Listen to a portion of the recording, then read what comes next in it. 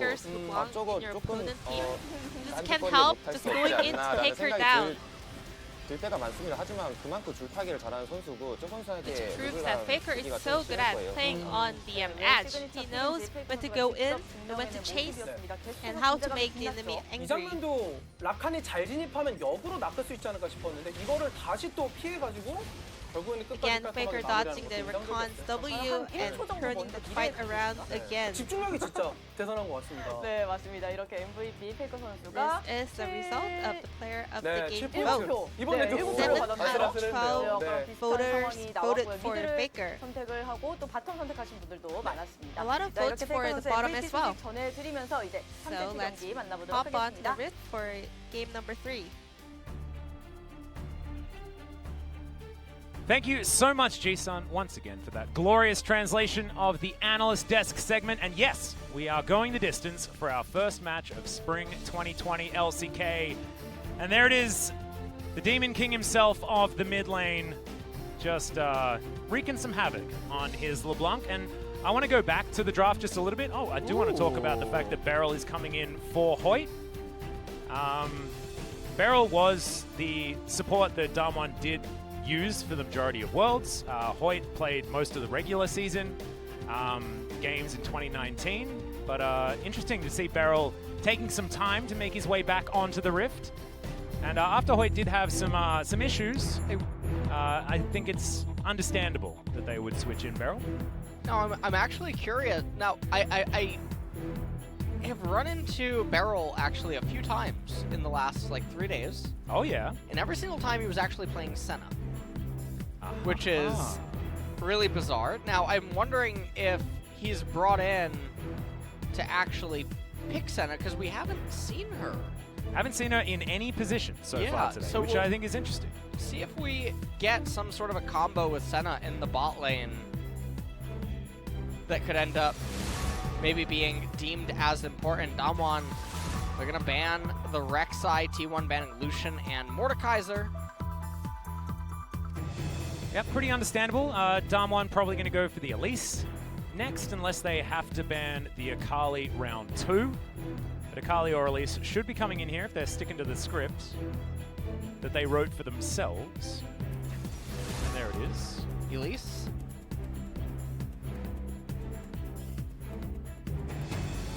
And it looks like we've got a lot of handshaking when it comes to the 80 carry picks as well, because these teams really are set in their bans. I like Talia. I like Talia in against Canyon because he's just so damn good at that champion. Really gives Damwon 3 carries rather than the 2 that they normally have, sort of as a team, utilizing Showmaker and Nogri, so almost exclusively. So not going to have that option, as the final ban will be the Akali. So exactly the same, I believe, as game 1. Okay, they're still saying. Oh, actually, no. So the slight change up from game 1, both of these teams switching back to, of course, game 1 sides of the Rift, is that this time Mordekaiser is banned. Is Vlad gonna come out? Maybe. So there's a few set counters. Kled, Fiora. Yep. Some people consider Vladimir to be one of the set counters as well. I guess he could just be frustrating, have that range advantage and be able to pull a lot of his combos. Yeah, there's some other mages that you can just take up into the top lane against him as well. But instead, we're going to R1 Aphelios, R2 Lee Sin. Now we'll see how T1 ends up responding. Now remember, they have the set, which he has a forced engage, a part of his kit. Will we just get the Gragas? Okay, well. I like it. I mean, Cuz has just been so good on Gragas. I actually don't mind it in any composition. We spoke about this on the podcast. He's got so many different modes. Cuz, in fact, showing that he was able to demonstrate that really beautifully in Game 2. Well, we're getting a repeat of their Game number 1 draft. I was about to say, if it ain't broke, don't fix it, but they lost Game 1. So... Now, the only thing different is that Mordekaiser is not going to end up being here for Damwon. And instead, they're hovering Thresh, so it's not going to be any Aphelios Senna type of shenanigan bot lane. Yep, that is going to be a lot of CC availability down there. We'll see whether T1 just goes back to the Leona or whether Damwon actually deem it viable to ban that one out, because Effort has been sitting on that champ for the majority of the time here. They'll This ban first game. supports out, I think, almost certainly. Well, at this you're point. certainly correct when it comes to the first one, as Nort hits the bench. And then Damwon, it's actually really hard to pinch. I mean, T1, it's actually pretty hard to pinch. Maybe they'll continue to try to ban away their theorized set counters like Aatrox or something of that nature. Instead, actually, Gonna be the Syndra banned away. Yep, this is what they failed to ban in this game in comparison to the first game. So just going to get rid of it. Make sure that Damwon can't just pick up the Syndra and threaten it sort of as a very comfortable blind. Faker just not wanting to deal with it. LeBlanc taken away. Understandable. Because Faker hard carried on it when he shouldn't have been able to. Much is Faker's want to do. Now the final ban being looked for here for T1. Will it be the Renekton to try and alleviate some of Roach's issues potentially on the top side, or whether it'll be something else instead? It's gonna end up being, yeah, it's gonna end up being the Rise. So on R4 here, if you can actually pick a champion that can go into both lanes, that's gonna be the most ideal. So a mid-top flex champion of some sort would be really good, but we'll see what Damwon want to end up doing. Or you could just pick your top laner because you know that going up against Set. Okay, so it's not a Set counter in lane, it's a Set counter in theme. Got it. The longer that the game goes, KO will eventually invalidate Set almost as a champion. Once she does obviously get access to her range form, then she does actually start bullying him inside of the lane. Kale still is Snail, however, so we're probably going to be in for a long one. I wouldn't be surprised if Damwon pair this with yet another scaling champion. What is going... the potential scaling picks... Oh, that is mid lane Tristana. Or top lane. Yeah. And then mid lane Set would be coming. Interesting. The multi-flex solo lane Tristana or Misfortune, theoretically. This is definitely a peculiar spot here. Cassiopeia, I talked about this in game number 1.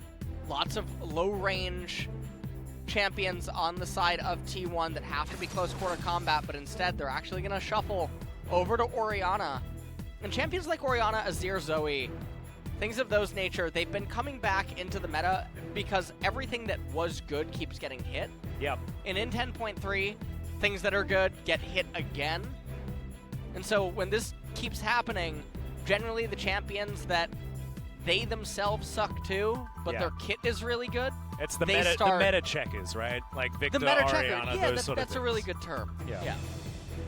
That's basically what those champions are. They're in the grave, and then once in a blue moon, the meta just sort of gets nerfed to a point where they're like, it's my time again. Yeah, my time to shine. Get me back in there. Well, it's like Pennywise or something. Well, Orianna is back there, this time for Showmaker, and Damwon showing that once again they do have a lot of scaling availability on their squad. They weren't even able to utilize it in game 2, but it did work out in game number 1.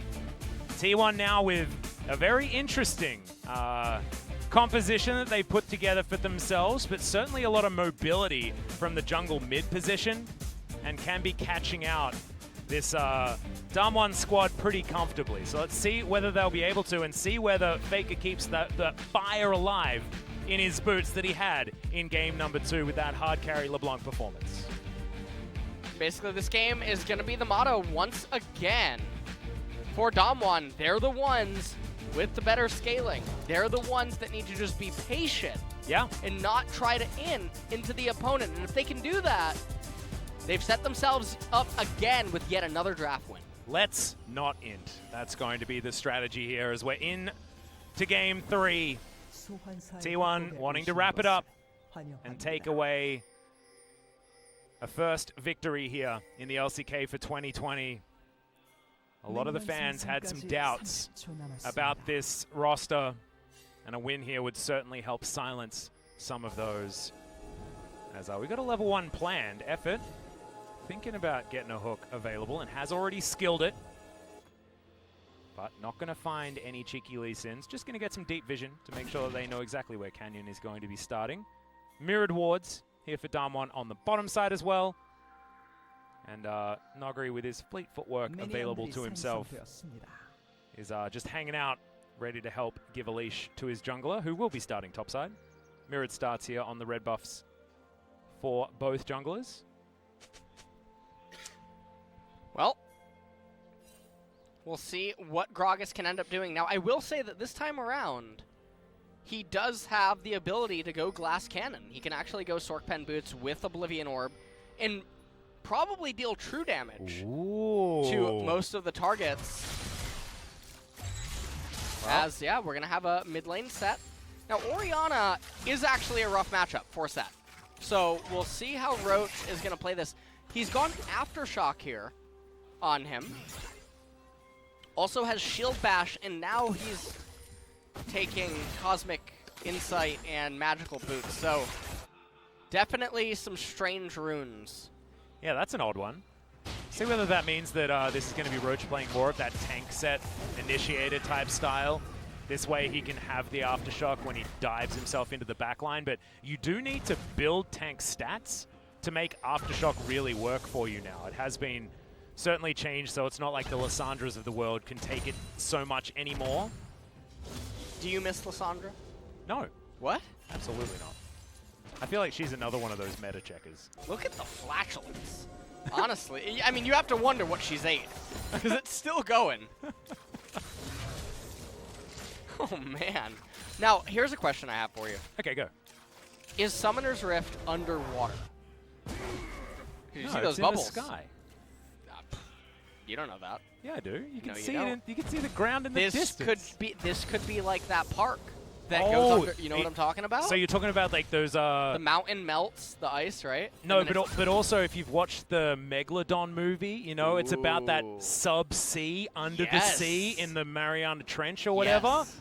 And you can't break that open, otherwise you'll get the big shark to come out. Exactly what I'm talking about, Alice, and I'm really glad that you're following up on it. I watch terrible movies just so I can follow up on stuff like that, just for you. I actually watched that in the movie theaters. I regretted it the entire time. Yeah, that's not a great choice. Yeah, that was definitely something. Well, Faker, now able to play pretty aggressively here in this lane. Probably a large reason as to why he allocated himself up here. A lot of damage. He took a cheeky turret shot. I like that. Nuggery's doing a pretty good job at keeping up in the CS department. Good spacing by Showmaker. Actually failing to really bully Roach, though.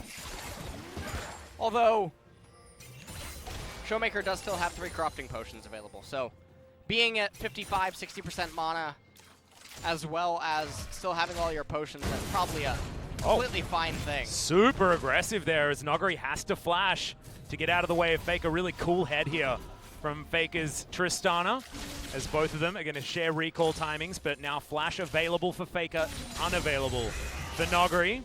Teleport there for the Kayle though, so assuming Nuggery can now pick up this minion wave and put his wave into a position that he wants it, possibly a slight advantage if no jungle attention is going to be given to the top lane in the next 5 minutes. The other thing about this is Infernal Dragon's the first one of the game. It is super important to both of these teams. Obviously, Kayle. I have a feeling Darmon's going to want it a little bit more than T1, given the fact that they want to be waiting as long as possible to win this game. Yeah. But I do see what you're talking about. Double AD carry certainly lends itself to having more stats.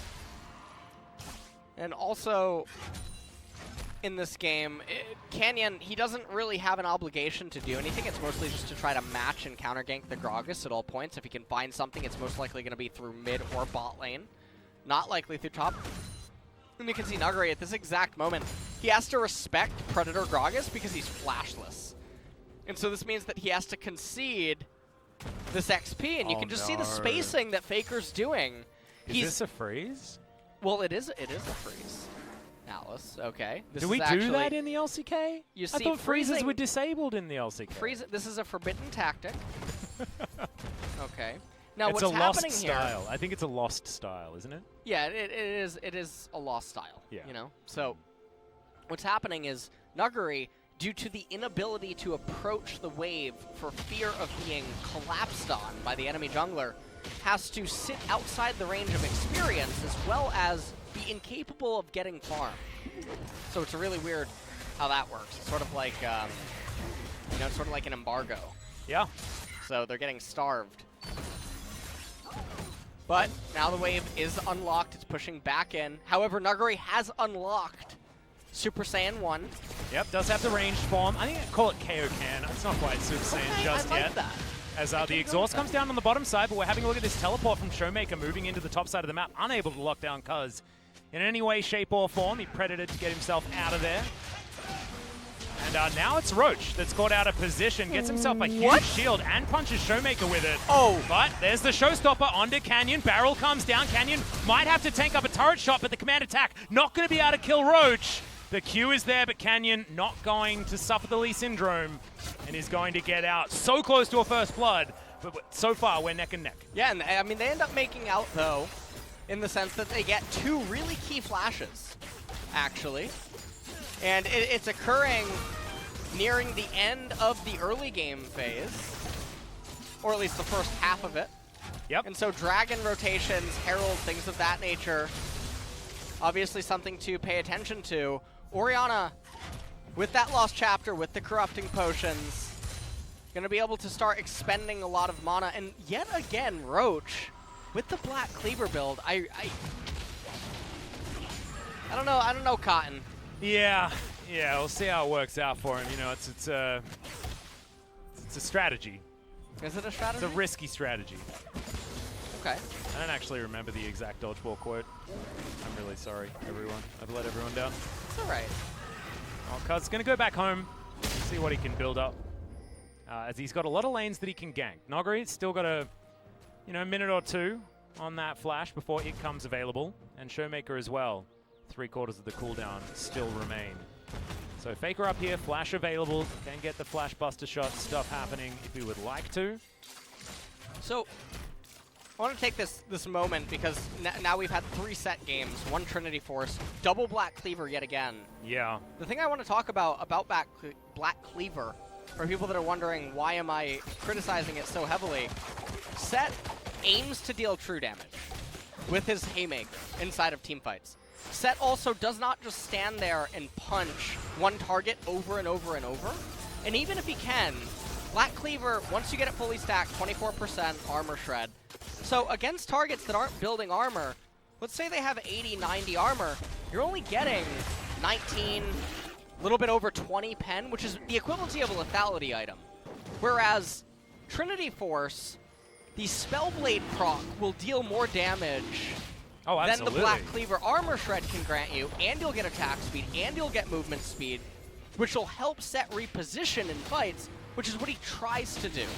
Because he's not just sitting there left-righting people all over. He's trying to reposition for Aziz, reposition for additional haymakers, etc.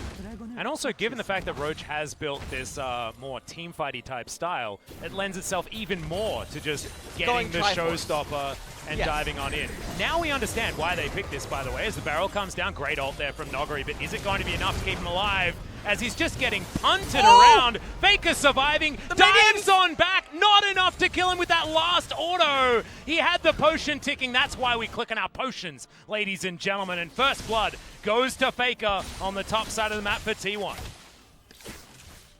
They ended up losing Infernal Dragon, but they're going to get a lot of acceleration on this Tristana. This is going to be a 5-plate, first turret blood Tristana. And it's Faker on Tristana, so... That's the scary thing. We know that when Faker's in form, he's like no other player, as Effort was looking to try and mind game Nuclear there. Nuclear just doesn't press the lantern. Let's have a look at this one more time. Faker's Pro View. 배팅 먼저.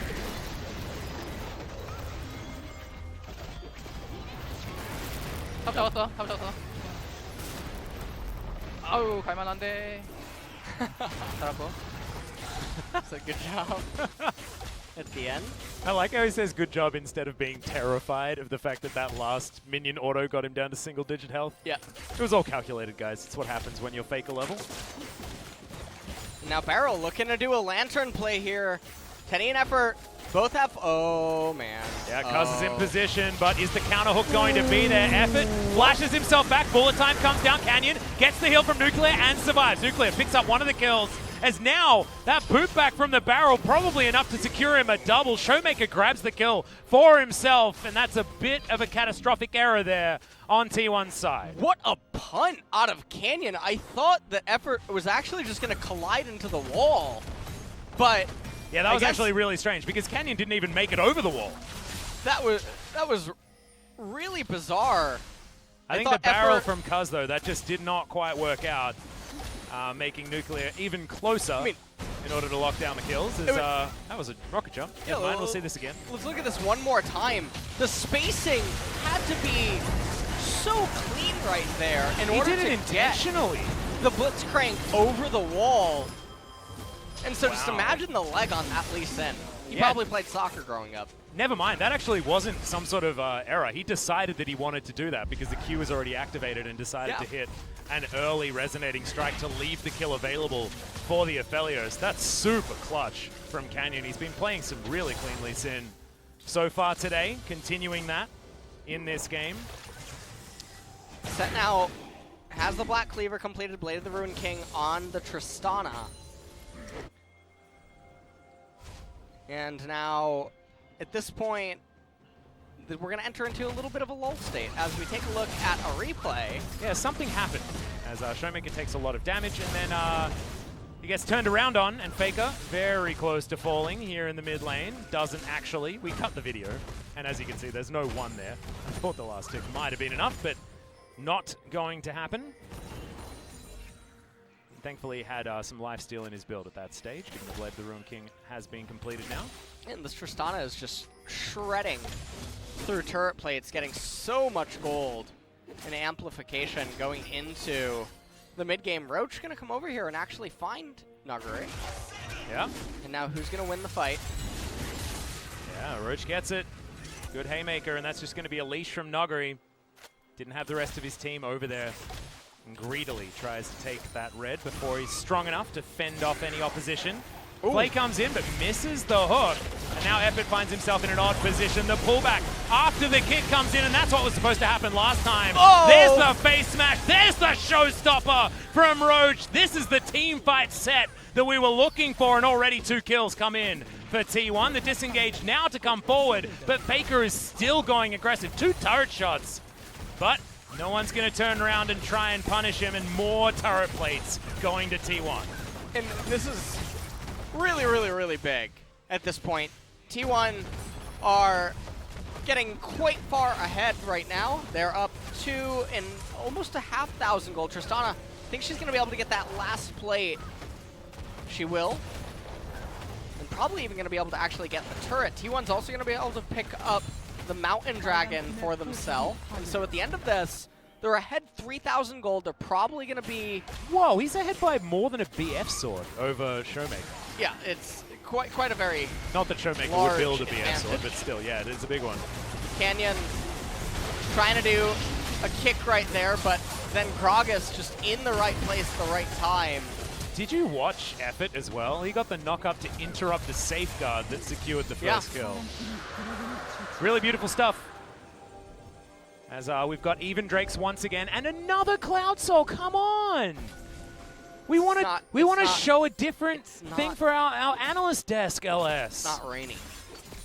Yeah, that's true. It was snowing, so I guess it was snowing. Cloudy makes more sense. It does make more sense. Thank you. Get with the times. Yeah, I mean, you're the one wearing white. That's true. You know? That's true. I guess I should understand the cloudiness and the snow. But this has been a snowless winter, dude. This is the first day of snow was yesterday, and it's February. Yeah. It's not fair. I'm from Australia. I don't get to see snow. I'm now in a country that gets snow. No snow. It's a disaster. It's not what I wanted. How was your visit back to Australia? It was great. Was it? It was lovely to see the family, you know. All right. It was a bit smoky over there. Okay. But otherwise, it was all right. And thankfully, you know, none of my family were too affected by the fires. Made sure that we were certainly donating where we could to try and help the fire awareness. Feel like we've gone from catastrophe to catastrophe.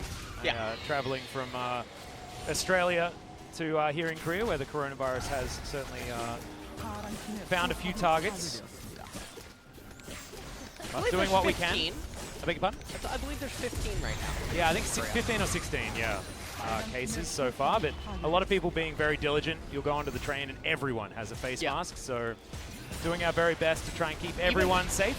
Public metro and just people in public in general is actually... Where I'm living right now in Incheon, or Bucheon, there's actually not a lot of people when you go outside. Even the PC bongs are Yeah, it's sort of like a unusually more where empty. you live type place rather than Yeah. a where you go. So Yeah. like the amount of street life isn't necessarily as high. I'm towards the Hongdae area, so don't worry, there's everyone everywhere all the time. So the face mask a little bit more necessary in my neck of the woods. Bullet time coming in here from Teddy to clear out this minion wave and does so very effectively. And you can see Roach on the top side. That's a big ability for one poor cannon creep, but securing them cannons, always worthy. As Faker is just putting together his checkbook, you know? His investment is certainly working out so far. As you can see, damage dealt also something that Faker's been able to take care of. And it was the early game that was a bit of a miss for Faker in game 2. Yeah. But game 1, he is hard carry on a champion that also scales very well. So. Yeah. Tristana and MF are two of the scaling components here for T1. And then obviously Gragas, which I'm really surprised he didn't do what I mentioned, just getting the Sork Pen boots, getting the Oblivion Orb, and dealing true damage. Look at Kale's magic resistance, it's 38, so yeah, with the boots and with... And I believe Aphelios has one of the lowest base magic resists in the game as well, so it works very, very well against him. Hopefully At the we same see time, when it pans to it. Yep. He has a base, like, tiny number of MR.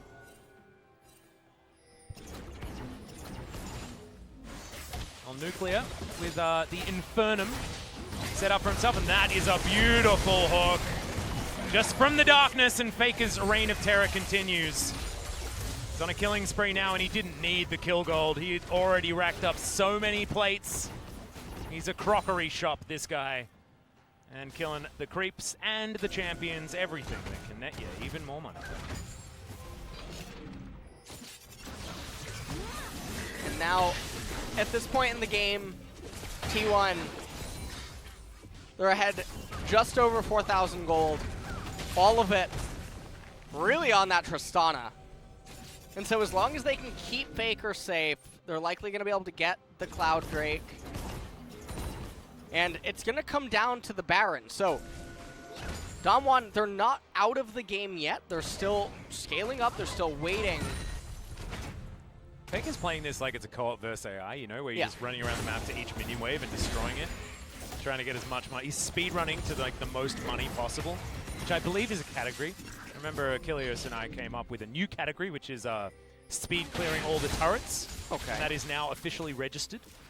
All right. So I wonder whether, you know, try to get to 10,000 gold is another category in the speed running of League of Legends, which I didn't know was a thing until then, but it is.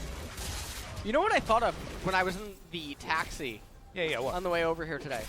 I was thinking about efficiency in League, and then I thought, can you imagine if speedrunners cleared or did jungle clears? Oh yeah, like because speed run like jungle, like first clears and stuff like that. I just imagine they would take it a lot more serious than pro junglers would. Yeah, maybe. In terms of just I'm like, raw efficiency, because one of the biggest examples of clear discrepancies actually happens on the Karthus. Yeah. If you're really good at him, you can clear anywhere from 259 to 305. Tends to be where it's at. If you're really bad at him, you tend to finish around 320. And that's massive when you consider it. Yeah. I remember back to, did you watch Stonewall videos back in the day? No. He was a guy that, before jungle was even really a thing, was already writing guides on how to... Because I joined LoL in Season 4. Yeah, so this was like Season 2 and 3 was his heyday, where he basically put out a video of how fast you could jungle on basically every champion. He had one of like jungling everything. Before like... This was at a time where it was difficult for some people to get around jungling with Warwick, you know? Because the jungle was just more difficult of a thing to do back then. Didn't the jungle hurt? Oh yeah, a lot. It actually hurt, yeah. And jungling wasn't even a thing that you necessarily had to do in like Season 1. Like jungling towards the end of Season 1 was when it was really affirmed, but the beginning it was the Wild West, man. You could do whatever the heck you wanted.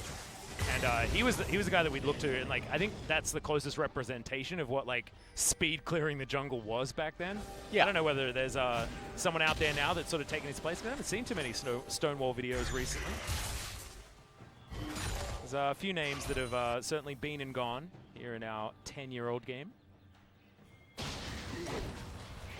And I guess the other thing in this game right now is T1 are just playing really patient. This is actually this is normally the part of the game where I start talking about the forbidden F word. Oh no. No, not that one. Okay. Yeah. Which one? Yeah. Yeah. Oh. Yeah, that one. But I thought we're you just were playing talking ping pong, and when you're playing ping pong, you'll notice that the gold has kind of locked in terms of the gap between both teams. Obviously, T1 gets slight incremental amounts, but like for instance, Showmaker didn't need to eat this wave immediately. Yeah. Could have actually denied Faker several minions of this incoming wave. And if you do that repeatedly over and over and over, it ends up equating to a kill. Yep. But we don't have players doing that. However, because T1 are just playing ping pong with all the side lanes over and over, Kale's getting to scale, Orianna's getting to scale, and sure, T1 keeps getting resources and stuff, but they can't just up and start the Baron. Ooh, nice safeguard there from Canyon. Doesn't even need to use a flash. The thing I do want to point out, I guess, is like a slight counterpoint, is that now T1 can do stuff like this because they have the inner turret mid taken. They can basically deny things like Raptors and Wolves over and over again.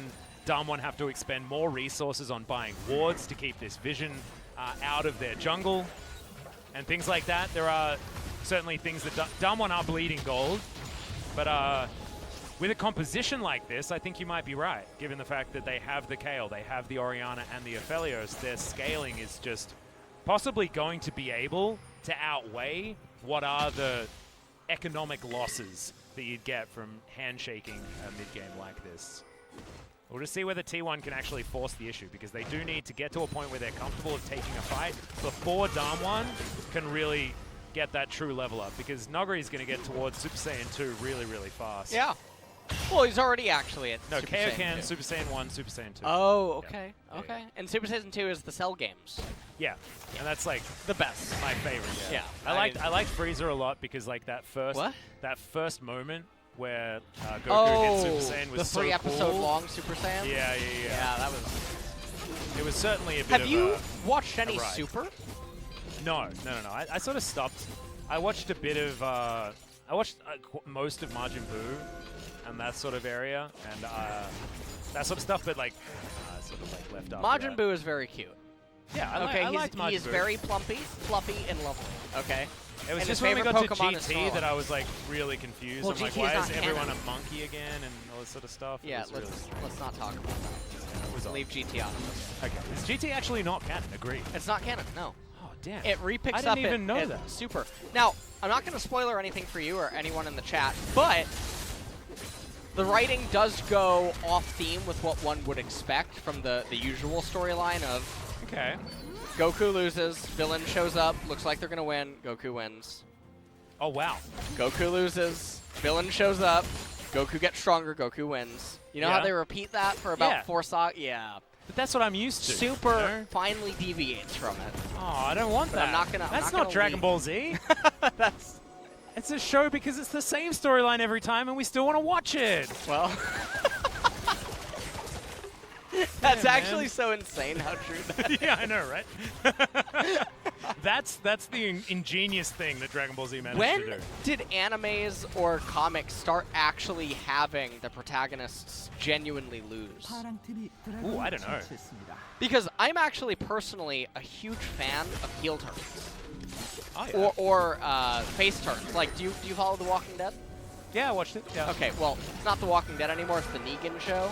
Oh, yeah. So, But he was just such a good character that they had to change it up, you know? his turn to anti-hero is all that I'm watching it for now. Yeah, It's literally actually, it. I'm Just like what am I Vegeta, at? actually. I think I'm at the end of like season 8, and Oh, so you haven't don't know started about season his 9 turn yet? No, I knew it was gonna Oh, happen okay. based on like the fact that he was incarcerated for like an entire season. Yeah, Like, so they were obviously keeping him on the back burner for something. Yeah. I don't know whether we're spoiling too much And here. no, Jeffrey Dean Morgan is one of the best actors. He's a Tekken character, dude. It's He's so cool. Awesome. You know what else is awesome? This game, Alice, which we had to take a brief pause from in order to relax. Yeah, I mean, this is From is all this, the goodness. Wait, hang on. Is this the lull state or is this the pog state? I don't even know. I don't remember. We had to explain what the pog state was, and now I'm even less sure about what the Pog State even is. Well, by playing ping pong over and over and over, the gold gap has extended 1,000 gold over several minutes, so...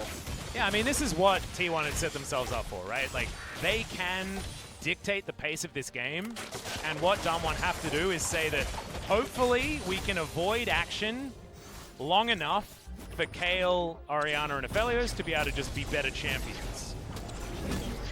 But look, we're not there yet. And we'll see whether we ever get there. Because T1 are getting to the point where they can pretty comfortably just smack down the Baron. You know the SpongeBob a few moments later? Yes. Yeah, few that's... moments later. Yeah, yeah, That that's one? good. This is really good. So freezing... So wait, we need to do that right now? We'll be back in a minute, guys. Yeah, I think we're gonna... We're just gonna skip forward reality. Yeah, we're gonna pause for a little bit. If only we could somehow. Not a SPO TV pause. We're not doing one of those again, Atlas. Toilet issue? No, the one where I had to leave. Oh yeah. 'Cause the lights. Yeah. No, that was a Kesper pause. That's not I mean, we were at the SPO TV next on Arena. Pause, yeah. Yeah, but it is still a pause. It's not the kind of pause that you want. Roach leading on XP at the moment, alongside his fellow solo laner in Faker. Both of them hitting that level 16 mark. Faker's able to draw a lot of beads. Yeah. A lot of his ability to draw them is very, very strong. For those playing at home, that is Nuggery is about extended range to ascend, and there it is. That's Super Saiyan 2. You can actually tell by the glowingness. That's the electricity. Yeah, because it can't be Super Saiyan 3, can it? Because no, she doesn't get longer hair. Yeah, well maybe they'll make a skin. I think that you just gave them a great idea. Yeah, there we go. But it is pretty perfect for Super Saiyan 2 because you get more of those extra electricities. Yeah. Nice. Here's a question. What if LOL... No, they can't do that. I was going to say, what if they increase the level cap? As a way to balance things. They add one extra... No, that's just way too chaotic. That seems crazy. Yeah. As Epic going to take a bit of damage there. Damwon hot on the heels of T1, but you can see they're not super happy yet to try and take a fight, unless Showmaker can line up a free shockwave on everyone. Which I doubt he's going to get given the opportunity to. Roach is going that tank set that we were talking about. Chicago's Stone Plate is completed now as well. So he can just press that R button and have, you know, a lot of extra resistances with his Aftershock. So we're gonna get one team fight, and I don't know how you feel about that, but you let me know. How do you feel?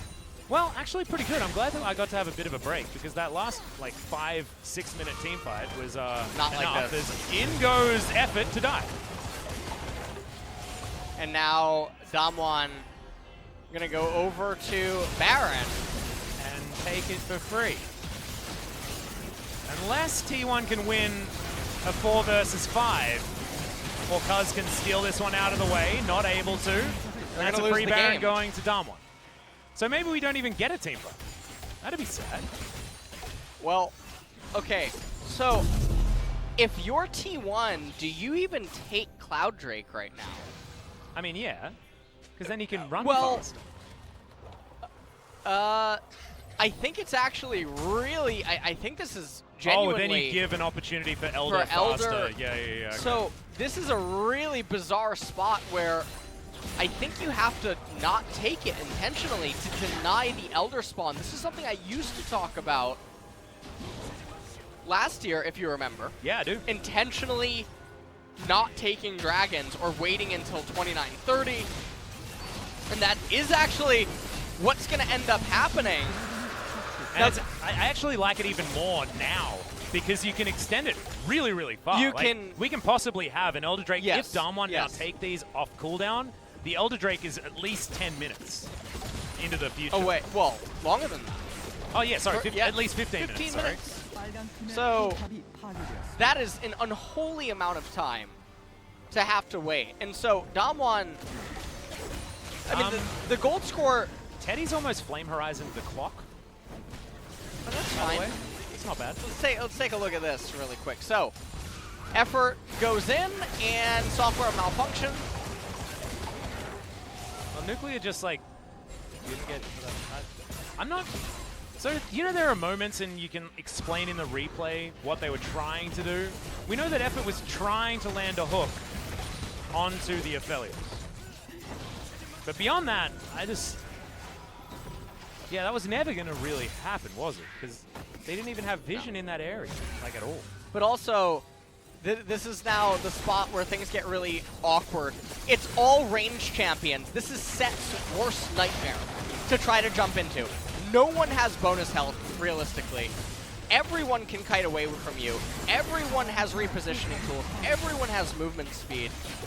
Set sucks for this exact reason when he gets drafted against in this way, and this is where I've been a really big critic about blue side Set picks super early on. I have no problem with him coming in on B4, B5 inside of the draft, but when you B1 him, and then something like this ends up happening, it definitely can start to highlight some of his weaknesses, but also show you, well, you can just recalibrate your draft and adjust it and then sort of invalidate one of their champions. It's another thing that, you know, on the podcast that we have going on, I talked about. Yeah, this was a perfect highlight of exactly what you were talking about on the podcast, of Set just not having enough modes to validate his B1 priority pick. Yeah. And unless he's severely overtuned, because sometimes that does exist. Yeah. Sometimes a champion only has one mode, but they're do it overtuned. so well, right? Yeah. They're so overtuned that it just doesn't matter.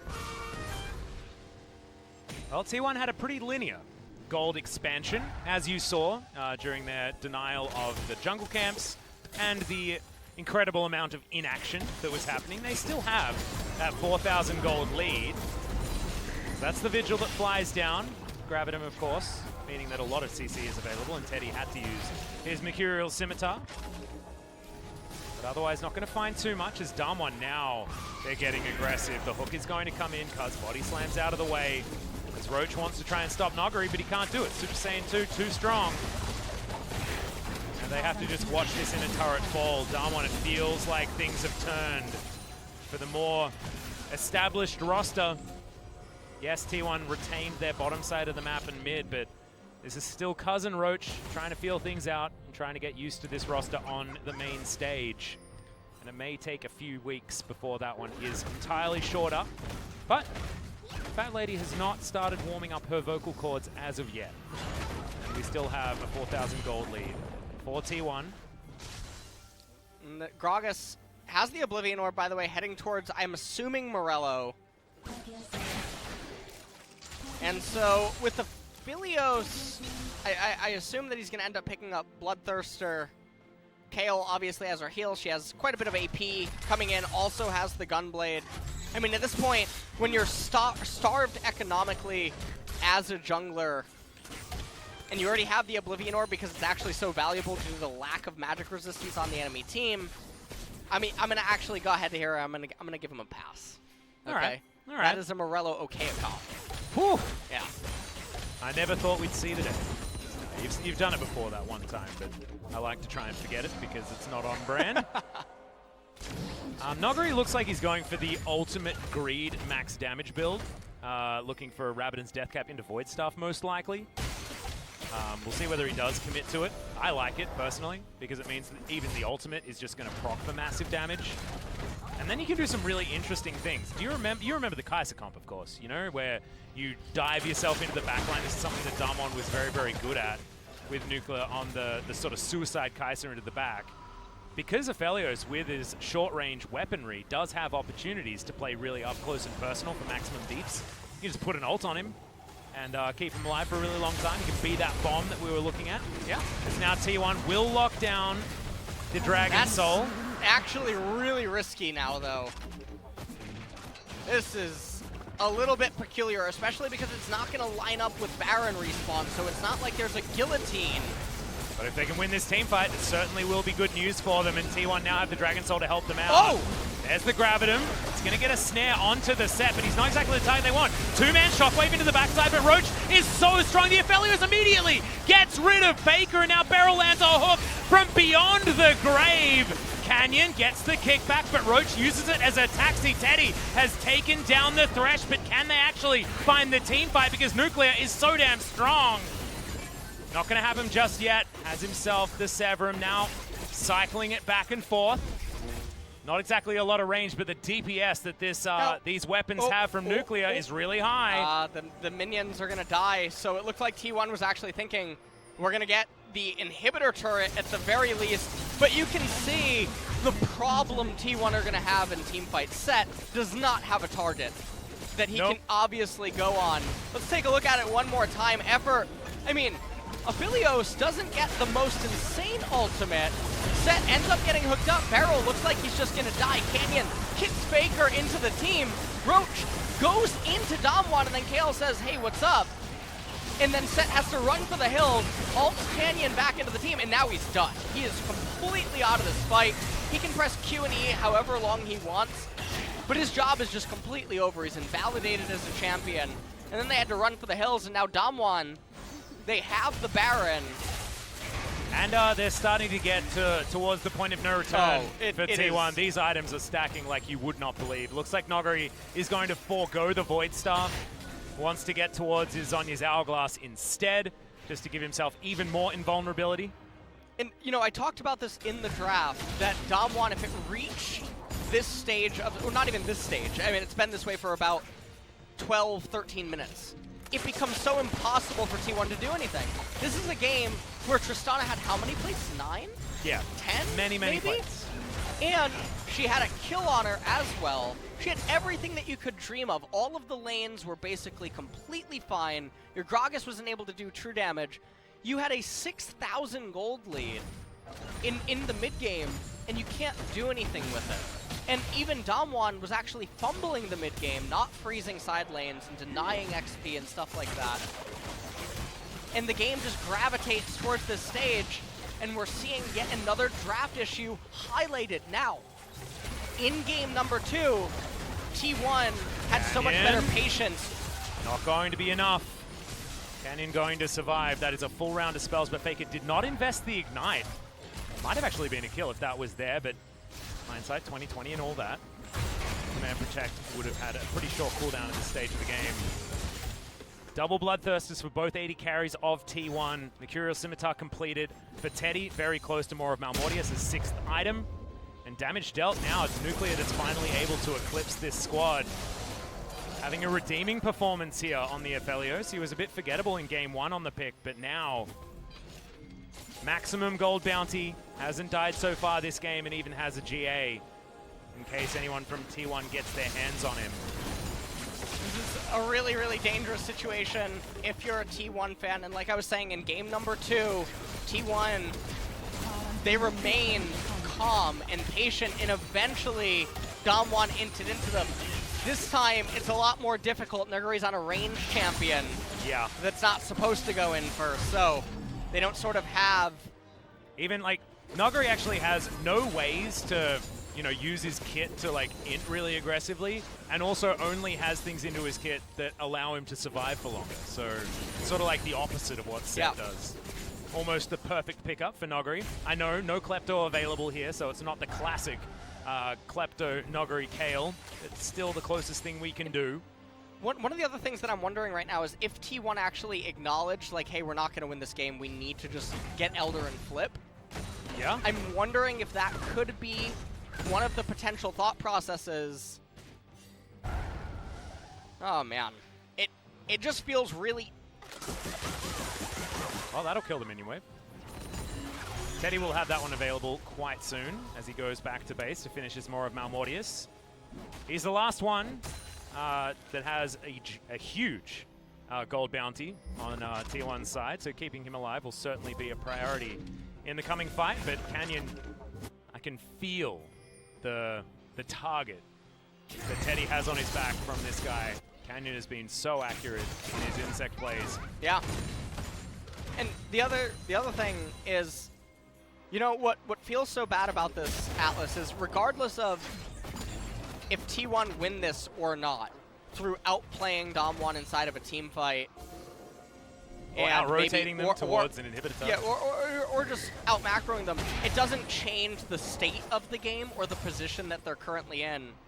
And we spent probably 20 minutes talking about this in the podcast. Yeah. And it just, I hope it's really not a foreshadowing of what's to come for the rest of Spring Split, because in the podcast, I talked about this very thing plaguing this team. We haven't seen the adaptation on the drafts that we were asking for during the POG state, but we do have many, many weeks to go. As, okay, that's the ultimate. That's going to start things off here. Effort taking a lot of damage. Q is going to register. Possible taxi into the back line, but that is going to be the disengage, getting Noguri out of the fight, and the ultimate now on cooldown. Great Buster shot there from Fakers. No! The hook back onto Beryl, not the target that they're looking for, but is going to be the first kill there for Teddy as Canyon goes down to his GA, and Roach is just tanking up damage in the backline. There's the bullet time, but interrupted immediately with the shockwave, and now Teddy having to get himself out. But still, a T1 team fight win. They lost no one, but 2 on Dom1's side. And they're going to end up getting the How Elder are they Dragon. doing this? They're out-muscling Dom1 in fights that should be truthfully impossible to win when you consider the level of players. Damn. That this is actually something that we were talking about that could be a detriment for a team like T1. You know, if you can, you know, opt into a draft like this and still win, then that's when the complacency starts setting in, you know. This is where the danger that we were referring to could potentially happen. But damn, dude, it is cool watching T1 navigate around hard mode team fights in the late game. And you know, the invert is also applicable. And what if you're Dom1 here and you think that you're losing because you fell behind early, or you attribute it to things that aren't really what is causing you to lose. Now, they get the Baron, and it wasn't immediately off of a reset, so they're going to lose some time recalling. We take a look at how this fight transpires. Now, the Kayle ultimate, obviously being cast early, Beryl walking way too far forward, ends up getting hooked by Effort, and then the teams just get completely separated. Canyon going in solo, doing his best Leroy Nuggery impression from game number 2. And Roach, you can see that he wasn't really able to do anything, but because the teammates were separated. And that's the difference between a team fight where Canyon kicks one of the 80 carries and a team fight where he accidentally kicks Cuz instead. Because that is not the target that you want. He has a Zhonya's completed. He almost has a death cap, for goodness sake, on this Gragas, who's going to be doing a lot of damage in his own right. And now we've got double 6-item 80 carry for T1, which is utterly terrifying. 304 for Teddy. He's been farming every minion possible so far this game. Over 500 as we crest the 44-minute mark. And now the siege is on with Elder Drake available and Dragon Soul. Everything T1 could ever want to help win this one. They have to be so careful. Gunblade active actually utilized right there by Nuggery.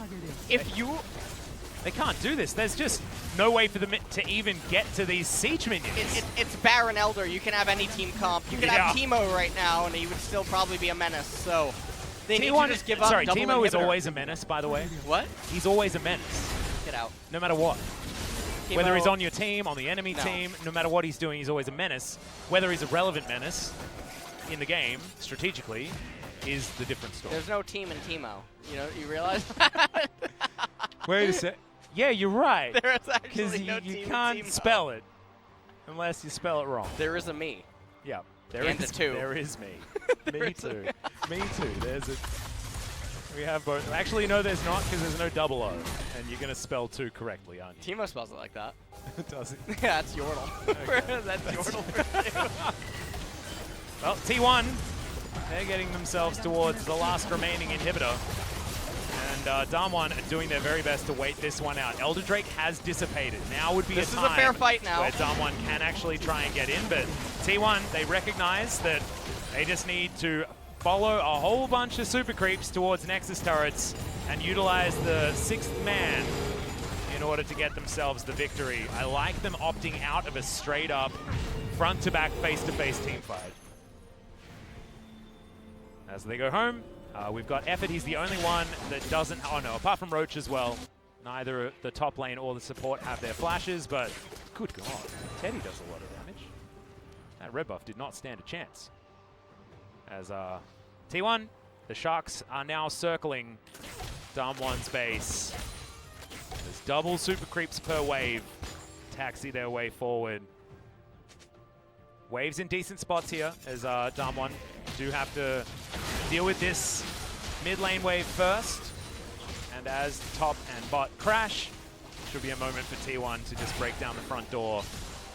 Try and take some Nexus turrets with their exorbitant amount of turret damage. But it's not over until it's over. Faker went back, got himself his rapid fire cannon, even more range for the level 18 Tristana is quite worrisome. And so with all the super minions collapsing, one of the waves is obviously misaligned. Yeah. Saw Showmaker just cycling his flashback available again. Try and get ready to make a play. And Damwon, they have to do something here as Teddy all struts just to get out of the way of all of those abilities flying at him from Damwon. Showmaker trying to clear effort, maybe looking for a hook on him. Yep, keep your eyes on Canyon. Doesn't find that Q. He's the one that wants to start up these fights, but Teddy says no. He's just going to try and obliterate 4 people by themselves. Oh, they're going to shred the just buy Nexus! space. Yep, this is just game over. T1 have turned around that game 1 loss and will take the 2-1 over Damwon in the first match of 2020 Spring LCK. This was 2 back-to-back major upsets at the dancing point of literally the game critical point. So, but also I so don't even know where beautifully done. I find this like really, really hard, right? Because we've had these conversations about like draft phase not working and you should be winning fights here, but you're not. But the fact that T1 had the finesse to outthink Damwon in 2 team fights in a row to win a game at a state where they should have lost is beautiful to watch. Despite the fact that it is still a little bit heartbreaking, given the fact that it is sort of instilling in them this thought of, oh, we can pick this comp into this and everything will be fine. yeah, and I mean, the big question for me is imagine if the roles were reversed and this kind of skill is actually being displayed in terms of managing to dance, managing to remain patient in the face of what looks like an immovable or an unstoppable object that is just driving straight towards you, and it doesn't look like there's a clear-cut answer for you. And so it goes both ways. If you're T1, do you walk away from this thinking that the draft is okay? And then if you're Damwon, do you then walk away thinking that, oh, well, there was a problem with the draft? And that's where it starts to get really bizarre, where we talked about, well, if it's not broke, don't fix it, or does it appear broke, but it's actually not? Yeah, or does it appear fixed, but it's actually broke? Like, it's where it's so difficult. But what's something I think everyone can agree on is it's just great to watch T1 play confident, late-game, intelligent League of Legends. And they did do that in most instances for the last 2 games. And despite it looking a little bit wonky when it came to things like draft and when they were winning and all this sort of stuff playing around compositions, this had like a few backfires. That one effort int was a huge problem. But that was one player's one mistake in Game 3 that I think was the only real blunder that T1 made in that game. Yes, it was almost a blunder that lost them the game, but still the only mistake that was made. And so you have to credit T1 on otherwise a pretty flawless game. Yeah, I mean, it was really, really impressive. The game number 2 and game number 3 had extremely similar vibes to it, where they lost control of the game, the enemy team composition was online. It was clearly very scary, but all it took at the end was the Blitzcrank pull, Canyon going in while his team was separated. Some people, they might attribute it to Set. It had nothing to do with Set. Going in at the 3 champions, absolutely not. Blitzcrank dies, Canyon dies, they lose the Elder, they lose the Baron, they lose 3 inhibitors. And then, at the very end, Damwon kept trying to just posture, and then T1 said, you know what, I'll just take your Nexus. Yeah, that last fight was actually really beautifully done from Canyon. He still had some of these beautiful moments as Faker and Showmaker having a bit of a face-off here in the mid lane, but none of them actually falling, as this moment, effort made up for that one almost game-losing play with that interrupt to lock down that first kill, and we saw Tank Set really come into his own for almost the first and only time in this game, in that particular fight. I think that was blind from effort. Well played. And this was that one moment that we were talking about. The big colossal error was made up for in the end after what was a continuation of that problem. and this is where it really just looked like, well, this was the turning point. Yeah, it was. Yeah, this was where Slightly prior Damwon to should have this. been able to just get themselves into a winning scenario, given the fact This that they is did where have all of these scaling champions. They and all. stabilized, they brought the game back to being winnable, and then right prior to the Elder Dragon, we don't actually get it in the replay, Kale had options to just actually stay in a side lane and then join the fight later via a teleport, but didn't end up trying to play out that sequence, even though there's no realistic answer to her in a side lane. We never saw that quite be utilized, and this was the parting team fight. The Blitz hook into the Thresh Canyon, not realizing that his teammates weren't going to follow up. Yeah. Listening in to the players here on the final push. I wish I could understand the Korean, because I wanted to hear whether they're like, no, let's just not fight, boot them away.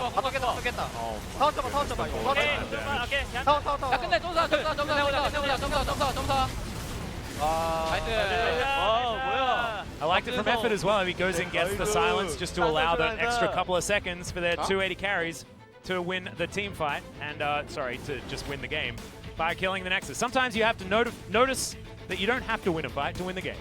And that's exactly what T1 did there towards the end. So you can see that blip of Effort's error towards the 38-minute mark, but otherwise it was pretty smooth sailing, as you saw, up until 28, 30 minutes.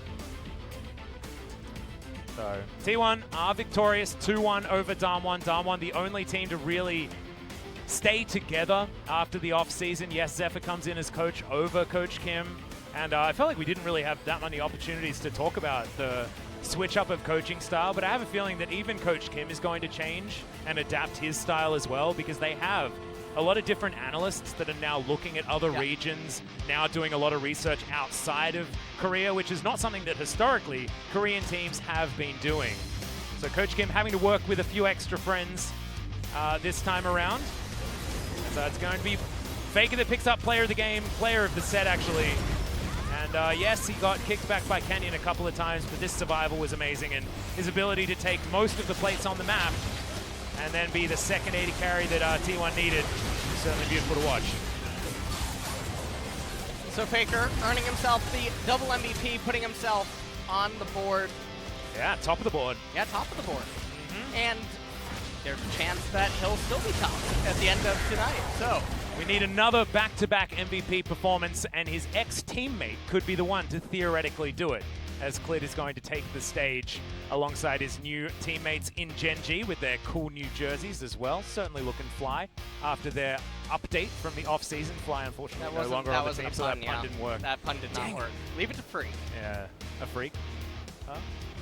That was close to being really, decent. That was almost close. Yeah, That was almost I didn't quite make it work, but you understood the thought process, and I'm glad that that's all that matters. We're just getting ready for an interview with Faker, back-to-back MVP holder, and I'm actually really excited about this in sort of a selfish way, because I want to hear from Faker what it was like over in T1 during the off-season and things like that. I know they got up to a lot of stuff, judging by T1's YouTube channel, but will certainly be fun to hear from him. So let's waste no more time and throw it over to G-Sun for some interview translation, as I'm slowing down because I'm pretty sure we're ready to head down there ASAP, and I'm like counting down in my head. Here we go. Interview time. So take it away, G-Sun. T1이 8승승 역전승을 차지했습니다. 오늘 단독 MVP 차지한 Faker, the solo MVP to celebrate T1's first match of the split.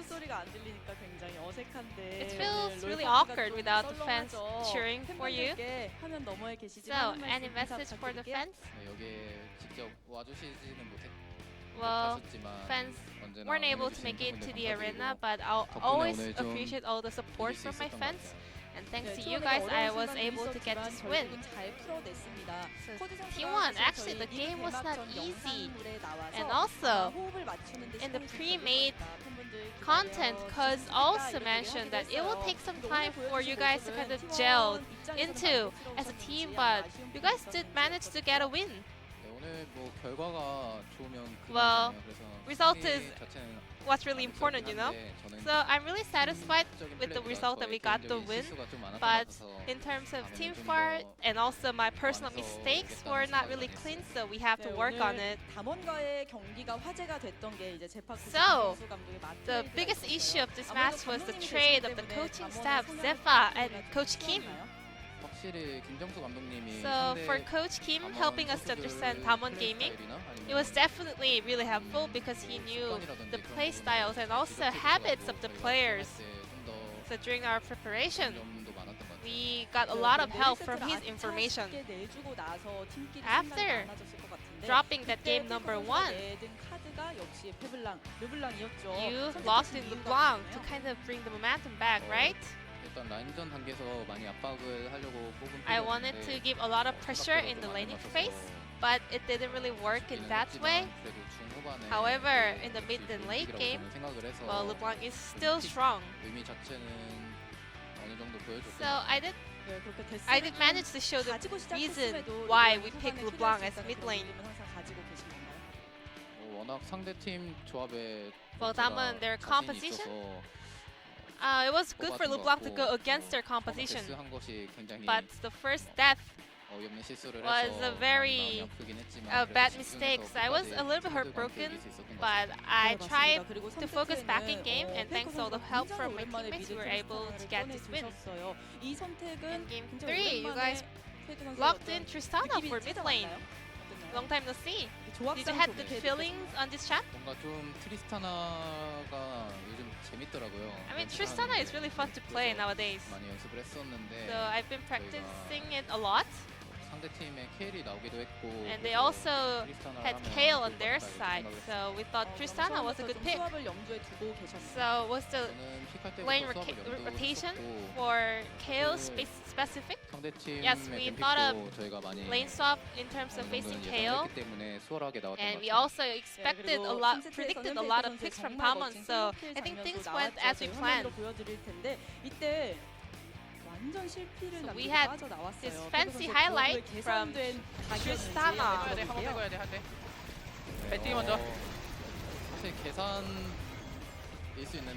Well, I can't say I calculated it, but it was stronger than I thought, to be honest.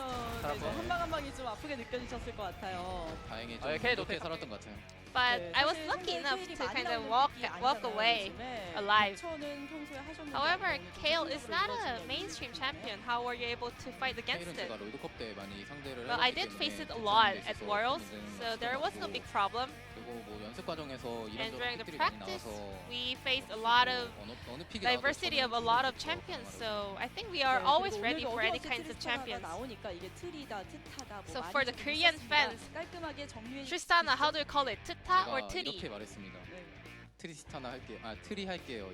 I said I'm gonna play Tiri when we are during our draft, so I'm confirming it's Tiri for the Korean fans. How do you abbreviate Tristana? So you're going up against Hana Life Esports in your upcoming series. In 2 days, we are going against Hana Life. We've been preparing really hard, so we're thinking of getting another good result on that day. However, our teamwork is not 100%, but it's gonna be another exciting journey for the fans to watch us completing our teamwork. I feel like we're hearing the crowd clapping for Faker, and it's the beginning of the Spring Split. So what's your goal? In last year's Spring Split, we failed to get the first place for the regular split, but this year, my goal is making it to the first place for the regular split. So I'm gonna do my best to concentrate and focus on our upcoming matches. So this will be the first interview of 2020 LCK, and I'm gonna hand it back to our casters. Thank you. 자, 두 번째 경기 이제 기다려 주시고요. 페이커 선수는 보내드릴게요. 오늘 고생하셨습니다. 감사합니다.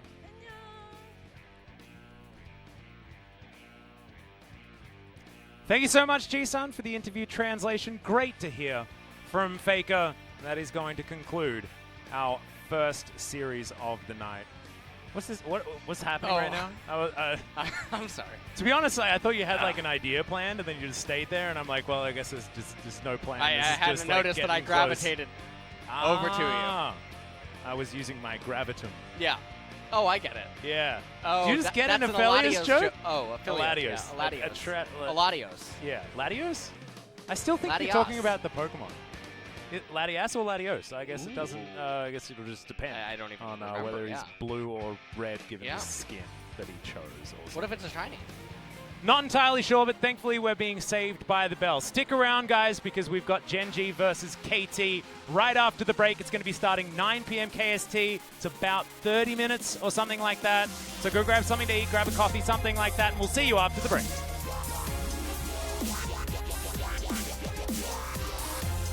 삼성으로 꽉 채워지길 바라면서.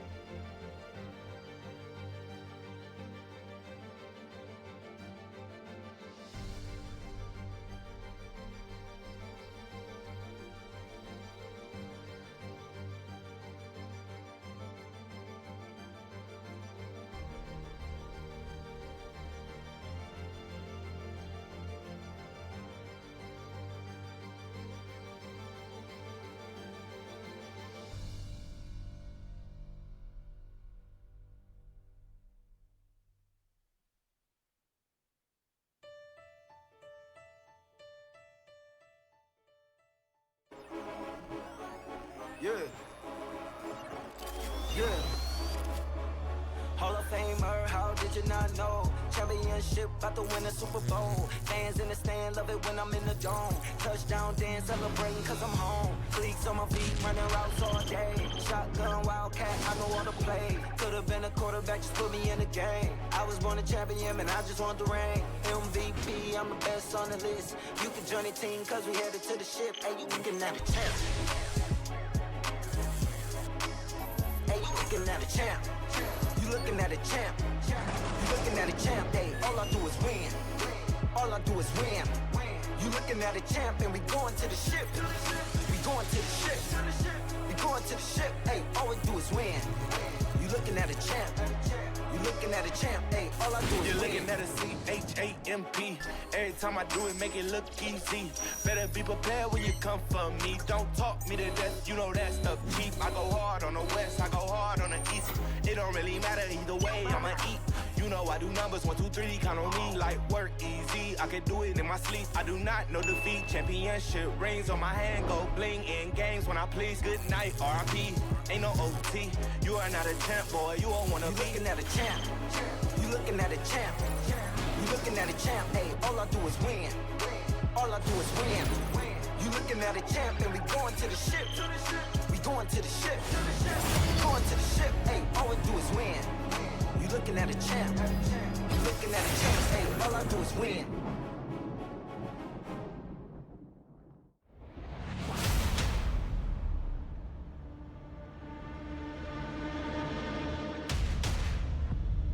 저에게 이제 6번째 스프링이 왔는데 제가 다른 팀에 오게 돼서 다른 감독 코치님과 하게 되는 게 처음인데 이번 연도는 그냥 즐겁게 하고 싶어요. 작년에 이어 또 팀에 남아 드래곤 X 유니폼을 입고 또 다시 도전하게 되었습니다. 올해는 어떠한 방법으로든 무조건 잘해서 성적을 내는 게 제일 중요한 것 같아요. 1년 내내 좀 하면서 좀 많이 부족한 거나 그런 거 많이 느꼈던 것 같아요. 그래서 저도 일단 준비를 잘 해서 좋은 모습 보여줘야 될 것 같아요. 작년에 제가 잘했는데 마무리가 항상 아쉬웠어서 처음부터 많이 준비해야 될 것 같습니다. 다시 한번 정상에 한번 써보겠습니다. 시작이 좀 중요하다고 생각하고 있기 때문에 좀 더 진지한 각오로 임하는 게 클 것 같아요. 경기를 다시 뛸 수 있어서 좀 설레긴 하죠. 저희 팀을 응원해 주시면서 뿌듯함을 느낄 수 있도록 최대한 노력해 보도록 하겠습니다. 이번 기회가 아니면 다시 돌아올 수가 없을 것 같아서 제가 앞으로 뭐 몇 년을 더 하든 간에 마무리는 LCK에서 했으면 좋겠다는 생각으로 돌아왔어요. 돌아와서 집 같은 느낌이 들고 뭔가 조금 설레요. 다시 돌아온 만큼 새로 시작하는 마음으로 열심히 불꽃을 불살라 보겠습니다. 2020년 최고의 탑은 제가 되지 않을까 그렇게 생각하고 있어요. 스프링 시즌 때도 제가 그 영광 계속 누리도록 하겠습니다. 작년에 많이 우승했었는데 이제 다시 새로운 한 해의 시작이다 보니까 저는 이제 또 새로운 스타트 라인에 섰다고 생각하고 올해도 열심히 하겠습니다.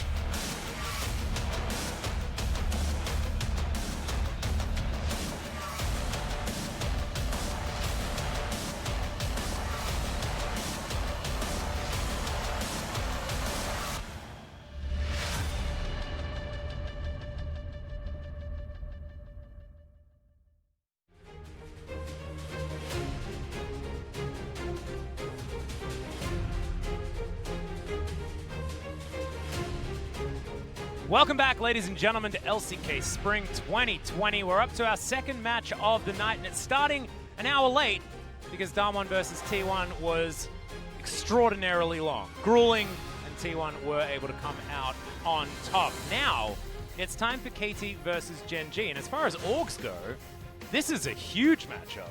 If it was 2018, it would be gigantic, but it's not. It's 2020, and both of these teams have changed a lot. For some reason, we can't hear you, I don't think. Wait, we're bringing him back. Hold on. Yeah, I think it should be working. Am I on? I don't hear Yeah, myself. no, I can hear you. You I can got hear you. me? Yeah, I can't hear me. Oh no, you need to turn yourself up then. On the I, machine, it's the other dial, maybe. Oh no, it's not. No, that's... Yeah, that's not. It's just fine. Okay. We're just gonna have to go We're with good. it. just slight.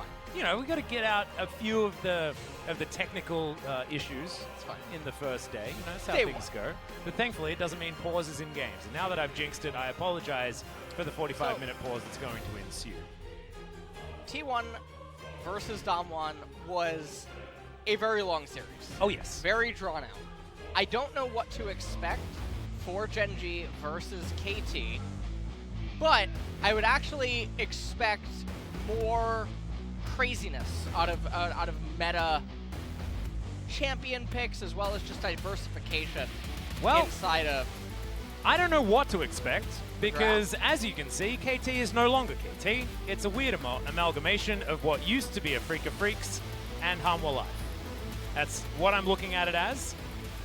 Soan and Bono, of course, moving over from Hanwha Life, and Kuro, Aiming, and Tucson at one point in their career were all together on a Freak of Freaks. So Tucson taking some time over with Kingzone, standing beside Deft for a year. That was fun to watch, but is now back with Aiming towards that bottom side. And Kuro is back from his little stint over in the LPL and is now back on home soil, as you heard from him in our beginning intro section, saying that he now feels like he's back at home and those butterflies in his tummy are a-fluttering, which was very adorable. Well, taking a look at some of the match points, Gen to reconstruct their reputation. The Fellowship of the Ring is setting off. Their journey to recap past glory has begun. Always okay with Lord of the Rings references. I am as well as Team Hirai's veteran club KT. Kuro is back in LCK and reunited with Aiming and the Tushin duo down there in the bot lane. New Gen.G, Key Trio, BDD, Rascal, Clid. Can they find a miracle? As well as the last one, flexing on the LCK with age. KT, the highest average age, 24. They ain't going to be getting young player of the split. The old... That is old meta plays that they're enforcing there. That's just not how that's supposed to go. It sounds like ageism. Yeah, a little bit. And you know what? Because it's normally supposed to be rookie of the split, right? But now it's like we have to have, you know, 19 or younger Korean age. So, I don't know, cultural differences, you know, maybe a slight change up there. We are going to go to our key matchup in this game, though, as it is going to be Kuro versus BDD. BDD not exactly having the greatest of performances on KT last year, but now looking to try and turn things around against an old rival. I believe it was Kuro and BDD battling for MVP in 2017. Towards the end of that year, of course, when BDD was on Kingzone and Kuro was the MVP Lord of Afrika. Not entirely sure. I think Tucson was also up there that year as well, but it has been a few since 2017. But as you can see, their matchup against one another is an interesting one. 14-17 is still pretty close for these two veterans of the mid lane. And this is going to be our matchup. KT will start off on the blue side to begin things, and if you're watching Kesper Cup, you're probably looking at Gen.G as the favorites for this series, and no one would hold that against you. But KT Rolster still have some stuff to do, and let's have a look at some of these trash talk. 가장 경계되는 팀은 젠지인 것 같아요. 기분 좋네요. 저희가 반전정대라는 얘기를 많이 들었는데 반지의제가 그걸 안 봤기 때문에 처음에 그 무슨 뜻인지 몰랐단 말이에요. 그 뜻이 약간 센 사람들이 모여서 반지를 파괴하러 간다는 얘기가 많았는데 그런 거 별명도 붙였으니까 더 열심히 잘해야 될 것 같아요.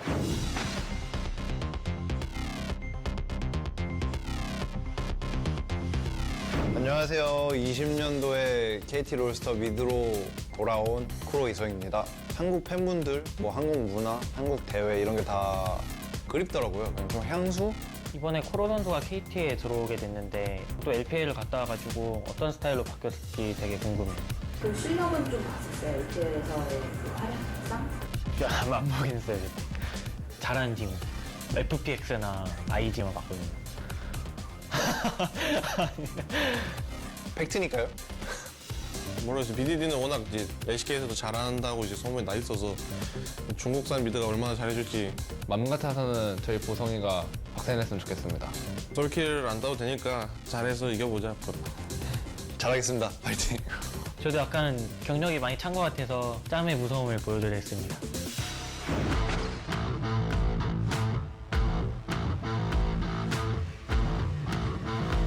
하람이가 조금 룰러 선수를 좀 경계하는 게 있더라고요. 룰러 선수는 뭐 말할 거 없죠. 사실 뭐 LCK 손꼽히는 원딜 중 하나니까. 네. 이번에 룰러 선수가 막 솔로 랭크 1등도 찍고 그때도 나갈 만큼 워낙 잘하기 때문에 경계해야 될 것 같아요. 딱히 별 생각은 안 해봤어요. 그냥 초사이어인 별로. 재욱이 형 정말 잘하고 있는데 내가 추월할 생각이야. 머리 파랗게 염색했다 들었는데 다 뽑아드리겠습니다. 투신 선수가 제일 경계되는 것 같아요.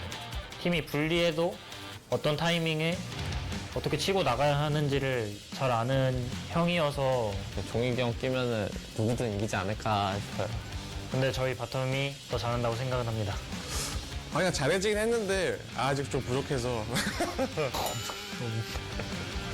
아마 서포트 하면 더 들어온 것 같로 보니까 번갈아 가면서 쓸 의향이 있던 것 같은데 그 사이를 딱 치고 들어갔네. 네, 1승. 약간 어이가 없네요. 저희도 열심히 준비할 테니까 꼭 이기는 모습 보여드리도록 노력하겠습니다.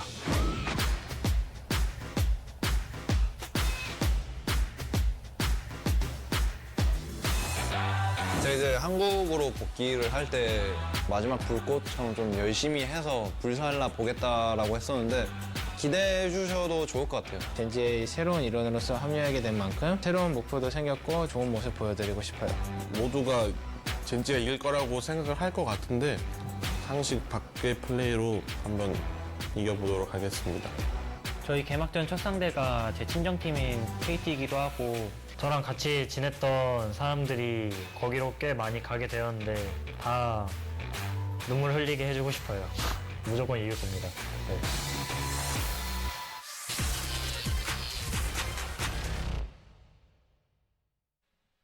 Welcome back. And that was the trash talk. It was nice hearing that Tucson is given the respect that he deserves. Cool hearing a little bit from backstage as well about his knowledge of Rascal, and Rascal telling us that Tucson just always knows when to fight back. Maybe a reason why Dragon X did look good towards the end of summer last year.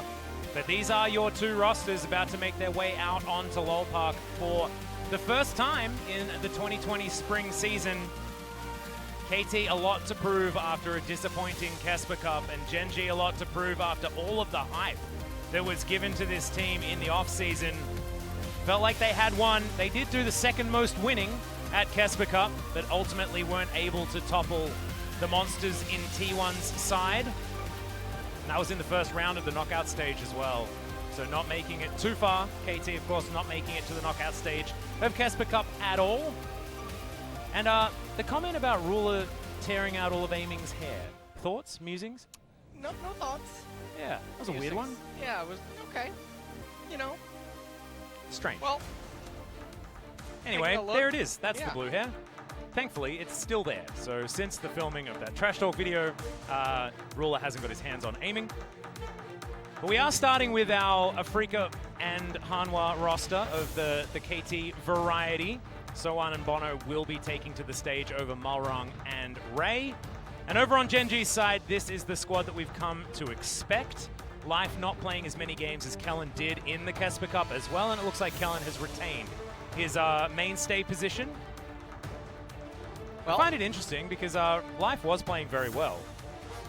Yeah, and it's going to be interesting to see how this bot lane duo ends up faring and what type of synergy they're going to actually have with one another. Although, the way the bot lane meta is right now, you don't really get a lot of action. It's usually tank supports and Senna MF or Aphelios sort of hugging each other. Yep. And then eventually we get to the mid game. So, Atlas, question I have for you is, are you ready for a 3-hour series? Oh, heck yeah. Oh, yeah. You know? I know. Get me in there for as long as possible. That's what I want. That is what I want. As here we are into Champions League for Game 1. KT taking as much time as possible to ban away their first champion. And I think that we'll see the bans drastically change. From our first series, felt like a lot of targeted bans coming in there, and already some new ones, some new faces. Aurelia taken away from BDD mostly, but certainly a flex between him and Rascal. And there is the Gragas ban.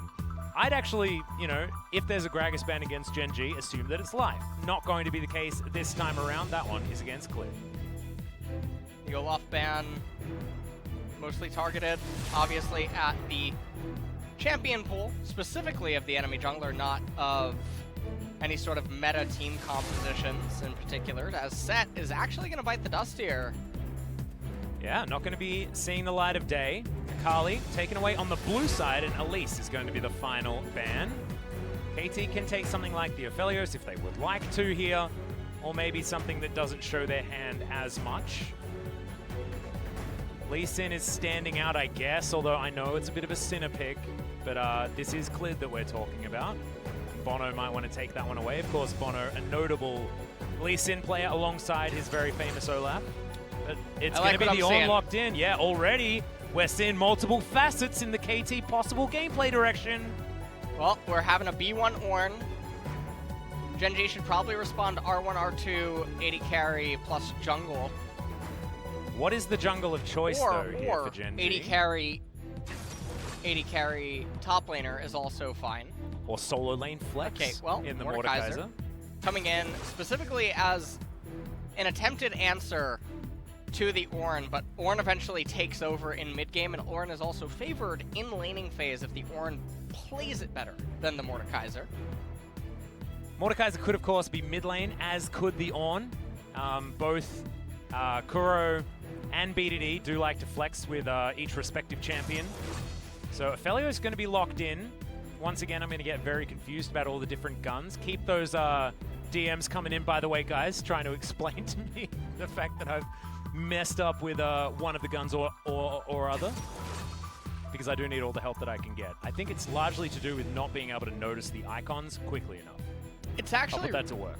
Really interesting that Korea just doesn't seem to care about Senna. Yeah, and also this is Gen.G, the Senna playing team, but opting in for Misfortune instead. And so Lee Sin now going to be locked in last here, as KT is definitely starting out very strong so far here in the draft. Aiming is actually crying at how beautiful the initial start is. He just can't control himself when he sees a B1 Ornn. Don't worry. Me either. Yeah. I know what it's like. With blue hair comes a more emotional response to things, I think. I think he's actually crying. Wait, what's wrong? No, I don't think so. No, it looks like his eyes are welling up again. Yeah, I think it might have to do with the makeup. Because you know how, we're not super used to makeup in the gaming world and stuff like that. So maybe that's what it is. Okay. Happens to me sometimes. Not very good at when stuff goes close to my eyes. So sometimes it happens to me too. Even now, after a few years practice. But, aiming has been there a long time as well. But sometimes it's just you have a different experience. Blitz is going to be the ban here over on Gen.G's side to follow up from the Nautilus. Thresh should be taken away now to get rid of all possible hooks, but it's probably not going to be the case, but it does certainly look like the support pool is being pinched. Leona sort of stands out to me as 2 seconds to go. KT will have to make up their mind. And it is LeBlanc to be hitting the bench. More of a BDD ban rather than a ban of a specific strategy or something like that. And that is the Thresh that I was talking about, locked in for Gen.G. So now they're going to reserve flexing the Mordekaiser to either mid or top, and they'll get their counter pick of choice. Yeah, Leona is looking to be the answer here. Yeah, this is the handshakes that we talk about. Mage supports are forbidden. Yeah, it's not what you want. They are, people... Oh, God. Okay. There it is. There's the first Timothy Kenshin's pickup. The LCK didn't take very long, but we weren't expecting it to either. Stay. Thinking about it, Atlas. I'm thinking... I know. I'm thinking about greener pastures. Mm-hmm. Which region are we heading to? What? Who hasn't been picking Tom Kench? Let me just check in for you. He's the most picked in NA, so I don't think you're going there. And he is last most picked in LEC, so welcome to Europe, LS. Thank you. As the Aatrox. You know what? I'm actually. Oh God. This is. Come on, KT, please. It's really sealing in the flavor. You know what? I'm gonna give you Ender Weird Champ casts. Uh-huh. We're just gonna make a swapperoo. Oh God. Okay. No. I'm actually DMing him right now. I wasn't talking about oh no Ender. I quite like Ender. Nah, but I'm we're just gonna still clip it out of talking about the context. KT draft. Don't worry about it. We're well, clipping it out of context. BDD just casually picks last pick Syndra, as you do. And the damage profile on KT's side is AD, and then AD and a bit of AD. I think Aiming's going to be clicking the level up my armor penetration button as often as he possibly can, as you can do on the Aphelios, but I just don't know whether that is going to be enough. I mean, I guess we're looking at a Gen.G squad that's not going to be building a lot of resistances anyway. You don't exactly want to be building Thornmail Mordekaiser, but you could, in theory. Well, the interesting thing about these two team compositions is there is a lot of scaling in the Ornn team comp, but also it has a dynamic where if it gets ahead, it's able to suffocate and just perma face roll the enemy team. So it's okay if it falls behind. It's really good if it gets ahead. But on the flip side, if the enemy team does end up getting ahead, it's going to matter a lot where the gold really is. And then I think that they're going to suffer from similar things like what T1 faced earlier on, where even if they get ahead, it's not likely going to be the cleanest end unless KT are really misplaying. Yeah, I feel like Gen.G have one of the quintessential LCK compositions that we were talking about a lot actually on the Pog State podcast, which is we can win from almost any situation in the game. Yeah. Here we are onto Summoner's Rift. Let's see whether Gen.G can do that and make up for their name as KT look to try and change around their prospects that they had for themselves during the Kesper Cup. It was disappointing after, winning a couple in the beginning. Still not exactly having the optimal outcome, especially not with a completely brand new roster. Harai and Acorn both coming over as well from Dragon X of 2019. Coaching staff has changed, and every KT player has changed. We said goodbye to Score. He had his retirement party. Is now aiming. He's gonna get. Yeah, he would have got hooked, but the flash does come in. The ward is also cleared away, so Gen.G already with a bottom lane advantage, and we thought that even if there was no flash burnt in the bottom lane, they would already have a bottom lane advantage. And we've got a slight sepia mode settling in, and I have to take full responsibility because I made a joke about a pause, and now there is one. So, yeah, that's my apologies. Not entirely sure what this is for, and hopefully we'll get a bit of a check-in from production as to what has caused the issue. It always actually perplexes me when stuff like this happens, right? It was less than 30 minutes ago. Or no, I'm sorry. It was about, what, 45 minutes ago? The T1 players had just up and left those PCs. Everything was fine, and then the Fire Nation attacked. Yeah, well, these things just sometimes happen. There was the 30-minute window, and obviously the Fire Nation got in there. And what they did was they turned down Tushin's game sounds. So he can't hear the game well enough. Okay. So, yep. Hopefully we can get in there and buff up those game sounds as much as we can. Now, also, by the way, while we have a chance to talk about the really important things, aka the Pog State right now. Yeah. I want to ask you a bit of a question. I don't think I've asked you this. Okay, you can ask me the whole question if you want. Okay. Let's say that there's an Echo and a Mordekaiser. Uh-huh. Okay. Yeah. And Echo's running along, doing his thing. Yeah. And then Mordekaiser ults him. Can he use his ult to get out of it? Is that what you're asking? He can. But what does he do? So, here's the problem. Okay. If he gets Death Realmed, and then he Rs and goes back in time, but arrives in the Death Realm, was he dead the whole time? Is Echo just dreaming? Is he comatose? I didn't know this was going to be a philosophical question. I thought this was going to be a mechanical question. Well, I'm leaving you in chat now to ponder. Or does that mean that actually the Death Realm was casted 3 seconds in advance? And so is Mordekaiser a time traveler? Does the Death Realm transcend time? Does death transcend time? Is that an alternate dimension? Is time even Does real? Echo think? Oh man, does Zillion even actually exist? Because every time you go to talk about the present, LS, you're talking about the past.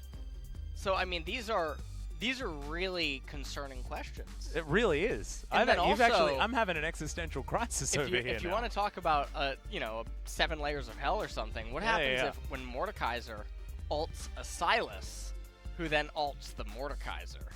What happens? Where are you going there? What if Karthus dies whilst in the Death Realm? Is he double dead when he's in his passive? Ooh, where do you and go then when you're he double finally, dead? but is he triple dead when he then gets out of his passive? No, I think he's in a solo queue game. And also, does Karthus even have a soul to begin with? And is it because he's spent too much time in the Death Realm to Death Realm to Death Realm transition, and that's why he's come to be the man that he is today? Look, you can't ask me questions like this when we're in the middle of a broadcast, but thank goodness we're in the middle of a pause, because this could take a long time to figure out, and I hope you guys are ready for the ride. Because I feel like there's even more layers to this that we could get into. There's absolutely more layers. I didn't know the Death Realm was... And how does a headband get you out of the Death Realm? How does it pull you out? Should theoretically QSS remove you from the Death Chamber as well? Does QSS have types of mechanisms that we don't understand in our observable universe? Hey, that's a good point. And I guess in theory, the Death Realm isn't actually where you're dead. You're just brought there sort of, without actually... Because you can die in the Death Realm, right? And then you stay there, theoretically. So maybe it's instead like Mordekaiser, like a Constantine-type vibe. So you're not... If you're in the Death Realm, you're not actually dead, but you're like hanging out in hell like, oh no, this is So is Mordekaiser even real? Well, isn't he just a suit of armor anyway? Ooh. I mean, I guess not with the pentakill skin, but so sometimes that goes off. A giant piece of metal that gets really mad at you and comes the original, like Mordekaiser's lore has changed like what 15 times or something like that. Yeah. But I think his original lore was that he was like a walking suit of armor. Oh, right. That was like sort of magically being held together or something like that, which weirdly enough actually correlates better to his current ultimate than it did his past ultimate, which is where you basically, like, you got to kill them and then get yourself a clone and all that sort of stuff. And then you used to command them. That was called Children of the Grave or something. Well, you used to try to command them, and most of the time it didn't work. Most of the time it would bug Because out. it was super bugged, yeah. And what if it wasn't that he couldn't command them? What if it's like he's Freddy Krueger, and they just don't listen? And maybe it was just maybe he they're couldn't not even command dead. them. Maybe the characters themselves... Maybe they're a dream. Oh, no. Maybe there was actually a translation error Yeah. in the origin language of Death Realm translated poorly. Maybe it's Dream Realm. And then... Maybe the LCK isn't even real. Oh my god. And is Mordekaiser sleeping with Alexstrasza? And also, if we go back... Wow, we've transcended games now as well. This is too much. This is too much. I want to just go back... And Ysera. I think it's Ysera's the one you're talking about. Yeah. Alexstrasza isn't the Dream Realm. Ysera is Why Dream not both? Dragon. Maybe Ysera doesn't know. And actually, I think canonically, Ysera's dead right now. Or was she brought back to life after the... Did she make it out of the Death Realm? I mean, the Dream Realm? Which realm is it? I don't know. Oh, no. God. They need to get Mordekaiser an Emerald League partner program skin. And maybe that's now why Tucson can't hear, because he's so confused about all of this realm transitioning that we've been doing that it's got into Tucson's brain, and he's like, no, I'm pretty sure I'm done. The guy just gave him a QSS, though. Did you see? Did he QSS the microphone? He's wrapped he had it up? like rubber gloves on and a mask, and I feel like he would use that because white glove delivery for something that can pull you through dimensions. Yep. I think that makes sense, and now Tusha, he can hear us. Now he's smiling. Yeah, He's now like, he's figured it out. Now he's figured it out. He's Oh like, actually, it'd be okay to be in Mordekaiser's Dream and now, Realm. Right. And so we're totally fine. Oh, man. BDD's like, you hear these guys? They're crazy. Yep. Yeah. Well, he actually had to, like, I assume the ref came over and explained to Tucson that he could rush QSS. Now, that fan that they have right there, is that in the Death Realm? I think everything's in the Death Realm now. All right, I didn't know. That's what's happened. The LCK is in the Death Realm that's in the Death Realm, thanks to Echo. No, I think Because Echo keeps casting his ult and extending the Death Realm back in time. So we are in a perpetual state of Death Realm, actually. This is really good. Yeah. This is really good. So there are some actually So intelligent is people, Echo by the in way, the in Death chat that are really upset right now. You know? It's like that one philosophy major that's just like, this is ridiculous. Yeah. Everyone knows there are 16 shapes of the Death Realm, and obviously we're not in any of them because it's a video game. Do you think that Mordekaiser has claustrophobia and he wants to try to instill that in others, and that's why I think he's got agoraphobia because he tries to put everyone in a set location. Yeah, but it's very small. Yeah. You notice that? It is. So that's why he puts them in the Death Realm, you because think he he's- likes to be in an enclosed space. Okay. Yeah, he's agoraphobic. Okay. And also, this Maybe once he just again wants goes to back hug. to the original lore, where he's like a mystical being that's not actually corporeal, hanging out in a suit of armor. Alexa? Because like that, yeah, sort of. This is actually Scarlett Johansson from Her. You know, she's been given a body. It was Mordekaiser. That's how he got there. Why doesn't he do more like cool moves and stuff like that? He just like waves his like thing around. If he's Black Widow, surely he'd be a little bit more dexterous. Oh no. What if he is the Black Widow? Did you just assume? That's true. I don't know. I don't know. Do you see? I mean, the Pentakill skin really does ruin this whole situation. Alexa, play Pentakill. Oh. You never thought about that line. But how does that have to do with Black Widow? No. Where's Siri? Yeah. Oh no. Let's ask Siri. Can you ask Siri about the state of Death Realm that we're in at the moment?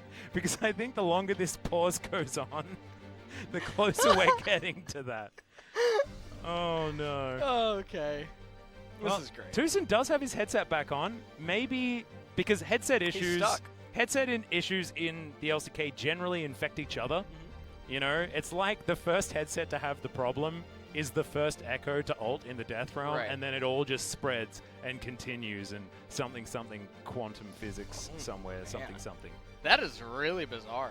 Yeah, I don't know, because Tucson seems to be fine now, unless we're experimenting, unless we're waiting for a restart of the computer. It looks like now, though, Clid and All Rascal are right. getting ready Oh, to get I'm back seeing- into the I'm game. Yeah, I'm Finger seeing and mouse movement. Fingers on keyboards. I think we are out of sepia mode. That was probably the silliest pause conversation rant we What do have you mean ever silly? had. What? I think. Or like I'd be surprised maybe if either NASA the silliest isn't in your DMs at the end of this. It's either the silliest or Hold the on, I'm most sorry, hold on. Elon intellectual. Musk is calling. Hold on. I think You need to go and help invent his Mars rocket, Yeah. something like that. Now, I want to build this rocket in the Death Realm. Or is it the Dream Realm? Can you explain it to he me? wants to make a Tesla out of Mordekaiser's suit of armor. He's wondering if he can farm him. Maybe he's going to harness his energy to make a new battery or something like that. We've lost it. We're done, so. All right, aiming and Tucson are in lane. Tucson seems like he can hear his partner, and that is great news as we battle to get to level 2. Come on, mate. Let's get back into it. You're gonna back be in into the it. same realm to heal each other. You know? Oh no! Oh, that's probably what it was. He was, and that's why they brought the QSS over. I get it. All right, let's get back into this now, though. Yeah, We've solved it. Clid's gone for a level 2 gank on aiming without his flash. I like it a lot. There it is. Exhaust immediately. Twitch exhaust there from Tucson. Liked it. Clid picked his moment, but didn't quite manage to get in there. Now I believe that ward is out of position as so on, trying to do some damage here to Rascal, but this is not a battle you end up winning, Mr. Aatrox. That was also the most bizarre, impossible gank I've seen in a long time. That was Malrong-esque. You know, I mean, it is a level 2 gank, and as soon as it's a level 2 gank, it is Malrong-esque. Yeah, I mean, it's definitely something. And you know what? I think that Clid's just trying to let Malrong know not to try to sub in. Yeah, don't turn up in my game. As there's a scat of the week, but BDD not able to make it work, has to use his flash to get out of the way of Bono. So Bono demonstrating that this is how you make a gank work. Wait until level 3, then you have all of your buttons. Much easier to do. Does get that summon a spell. This is really scary though. That means Syndra will not have her flash when Ornn hits 6. And so that could potentially just be a pretty easy regank. Yeah, also means that Kuro has a much easier time in the lane as well, because DWG is going to have to respect the Ornn a little bit more and respect the location of the Jarvan. Hook is getting a land down here as Tucson taking way too much damage, has to eat that grey health, but he's still so damn low. Ruler not wanting to flash or do anything like that just yet, but now BDD comes down, gets just the edge of that stun, and BDD, if it doesn't work the first time, come down and get a double kill the second, as he takes one and Ruler takes the other. Yeah, and Tushin just really too far up with what he was trying to do, and so this is a very unfortunate turn of events that just ended up occurring. Oh yeah. Syndra getting 2 assists, Lee Sin picking up one of the kills for himself as well. So now we'll see how this all transitions. And I mean, you just gotta look at this and you have to ask yourself, what is Tushin and Aiming even trying to achieve with that tongue lash? Their jungler nowhere nearby. Ornn is never teleporting to this in a million years. Aatrox not even in a location to teleport to. He could just end up getting grabbed by Mordekaiser up there in top lane. Also, BDD holding onto the turret aggro for as long as possible, allowing Clid to get a few extra autos and spells off onto Aiming and guarantee that extra kill. Fantastic to see here from Gen.G. Certainly playing like a well-oiled machine in that particular instance. We'll just try and forget about that first gank from Clid. Still, you know, no harm, no foul. So on, looking for Rascal, but doesn't get the last hit of the queue. Now this was a matchup that we said was slightly Aatrox favored. But I want to talk about, you know, something that you do love talking about, which is the different modes of each champion and things like that. Yeah. Is this Aatrox composition one that is going to be able to work out? Well, in this particular dynamic, because Ornn and Aphelios are there, all he needs to really do is act as a meat shield for the Aphelios. And then once the gears are in motion, then he's able to flip a switch and try to go onto the enemy team. But he's obviously not going to fulfill his role as good as some other bruisers would be able to. But in the event that KT ever gets ahead, then it would end up being pretty good. And Clid and BDD are really roaming, and Kuro has level 6, not going to use it. Yeah, that was actually a teleport towards the top side here for Kuro. Allowed KT to also grab themselves the Cloud Drake, given that Bono was towards the bottom side of the map. 3 men invested top side, means that one was available. Next is going to be a Mountain, as we'll finally get a new Dragon Soul in this game. It was very cloudy up until this point. So it will be Ocean or Infernal Soul. Susan taking a fair bit of damage. I'm thinking about Ruler with a Infernal Soul on it. Sounds like a very scary prospect, but same can be said for what Aiming would be able to do. I feel like Aphelios is a blessing and a curse for a player like Aiming, because Aphelios, you get rewarded for playing overly aggressively with some of his guns. Crescendum and Infernum come to mind. Crescendum with its tiny range, certainly one of those. But Aiming has a habit of playing overly aggressive at times where he shouldn't. Yeah, and you know, in this game, all that he needs to do is actually go pretty much even in the early and mid game. Eventually, let the ornaments come in. Yep. For the entire team, just like we saw in the Dom1 versus T1 games. And then you see what can end up going on, or what can end up happening from there at that point in time. And Atlas, I have something exciting to tell you. Okay. This game will either be an Infernal or an Ocean. I know, I said that before. And yeah, we don't have another Cloud Soul, which is just great in and to itself, because we get to see a different Analyst Desk segment. Yeah. Because the AR reflects the type of Drake that the team managed to lock down as far as the Soul. So that is some really cool tech that we have not utilized whatsoever. And we here at the LCK like to utilize stuff. So thankfully we're going to be able to here in this game. I don't know whether I like that skin. The Mordekaiser skin. It's got so many It has cool a ones real. now. Well, no, that one's actually real. Have you ever seen the first-person view of the Death Realm? Oh, is it really cool? It's something. It's literally hell. I've never used that skin, so I wouldn't know. It's basically hell. Damn, that's cool. It is cool. Yeah. I take it all back. You know, I can actually justify it. Now, if we want to, make maybe a better skin, if we're Riot Games, then I would personally recommend a Prestige Edition. All right. Okay. Slap $100. I'd be keen. Let's just wait until after this team fight that might occur as Kuro comes in, throws out the Ornhorn. That's a triple knockup, but the bullet time's going to come into any follow-up. Now teleport to come forward from Soan. They definitely want to take Shelly here. She's down to about 1,000, and Gen.G can't find their way in. Now Rascal has been caught out of position, pulled back by the Infernal Chains, and smacked down. In the Death Realm now, though, is a lot of damage coming onto Soan, but he's not even able to win that particular fight. Rascal just going to go down. Shelly resets, but she's now going to be taken for free by KT that were able to turn that completely on its head.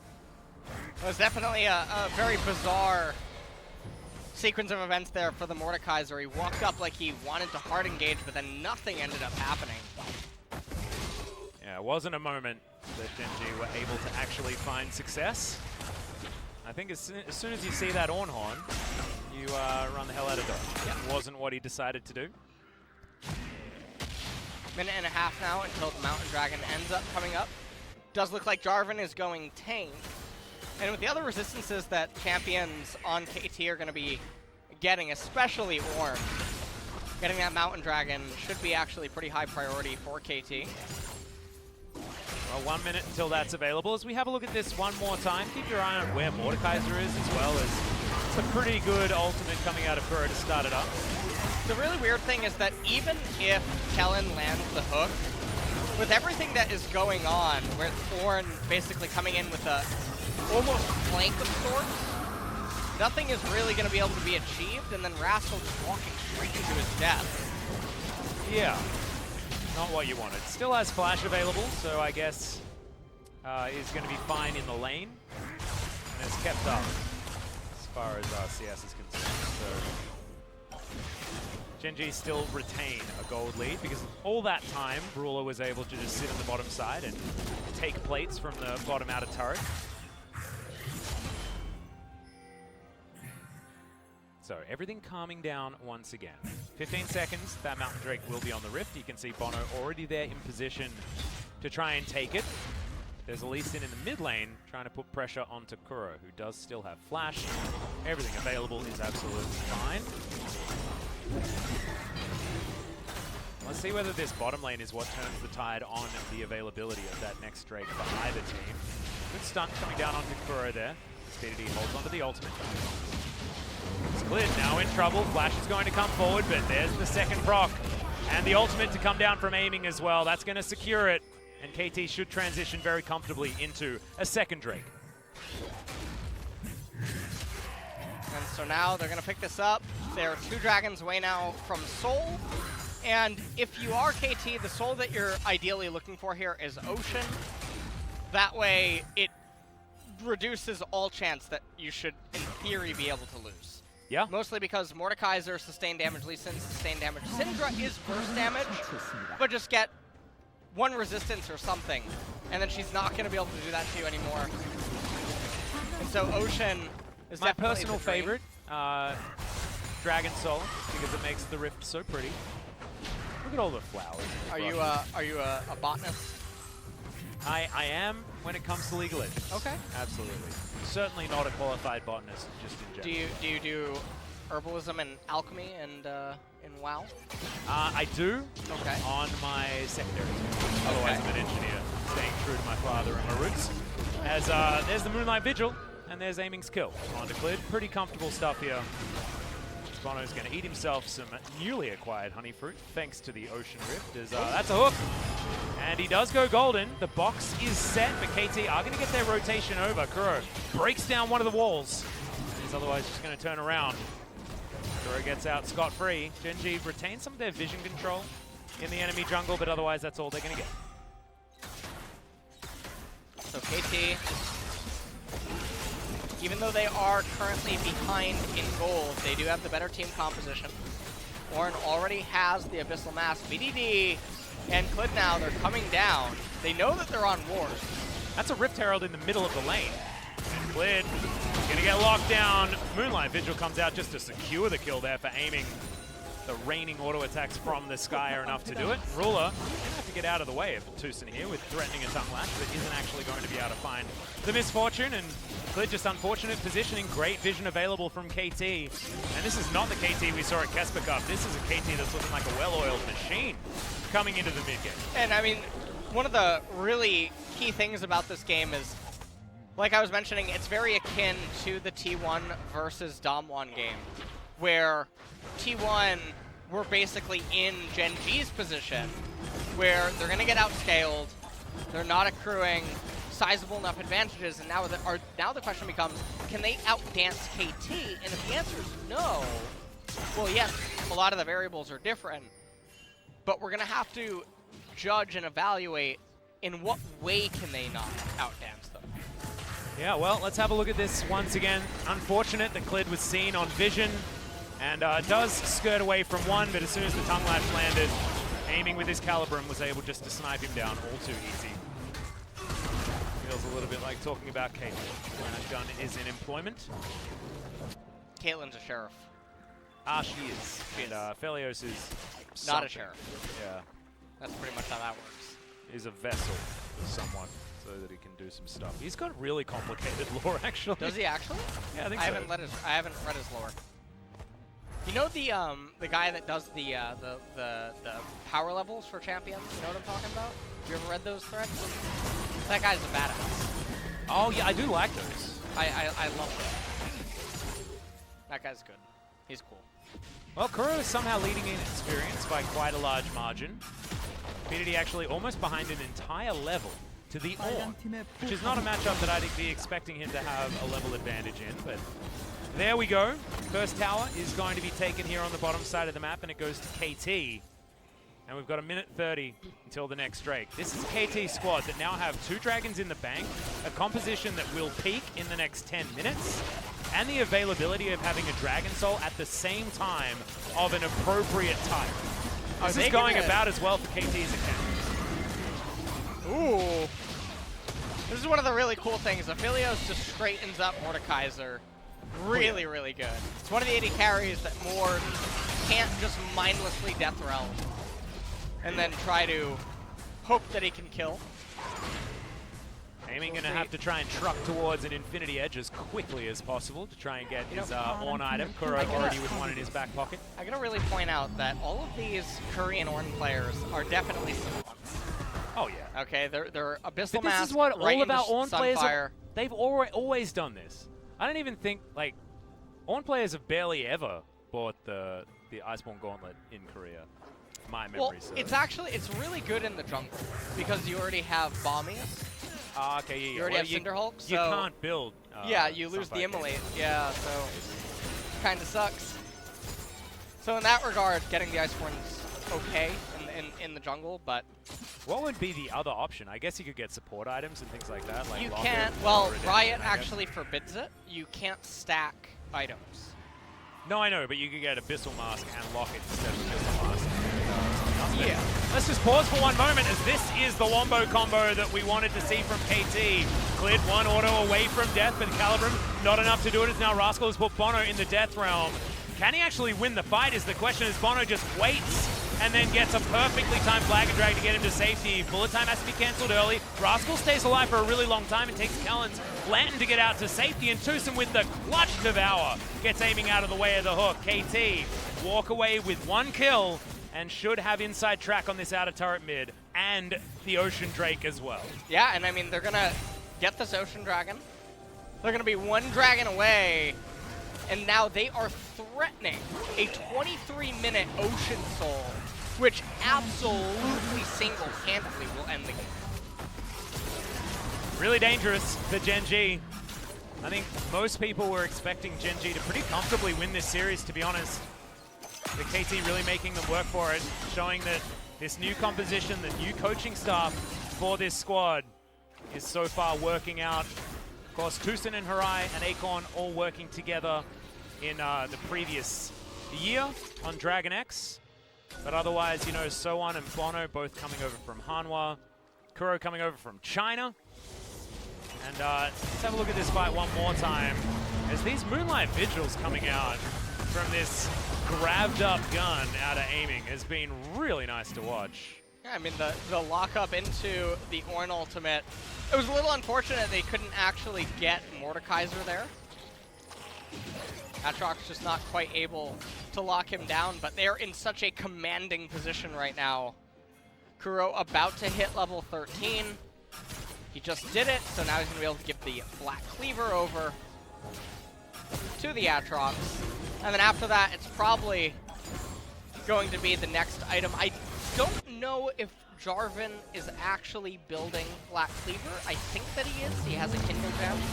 It looks like it could be the case. Is now BDD in trouble. The Ram comes forward and the Ram says die. Aiming is going to allow that to happen, and they'll follow it up with this outer turret on the top side of the map. KT seem to be getting the picks where they need them and then taking all the objectives. They have sacrificed bottom lane outer turret, but this is all KT so far in this mid game.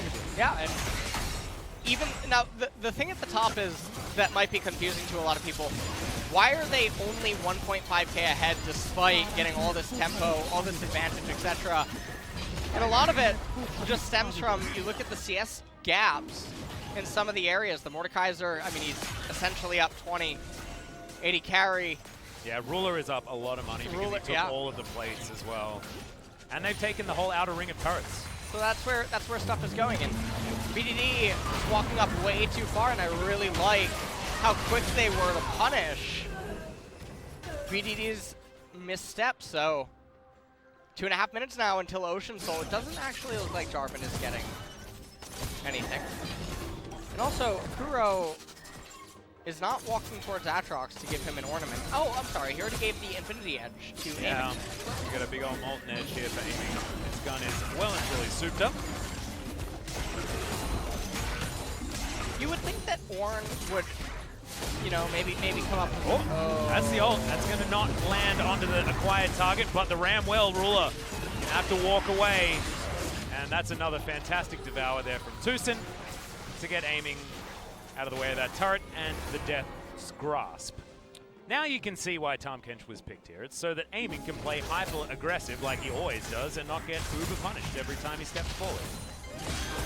As Bullet Time, just to clear out the minion wave, shows some desperation here from a Gen.G that haven't found inroads this game.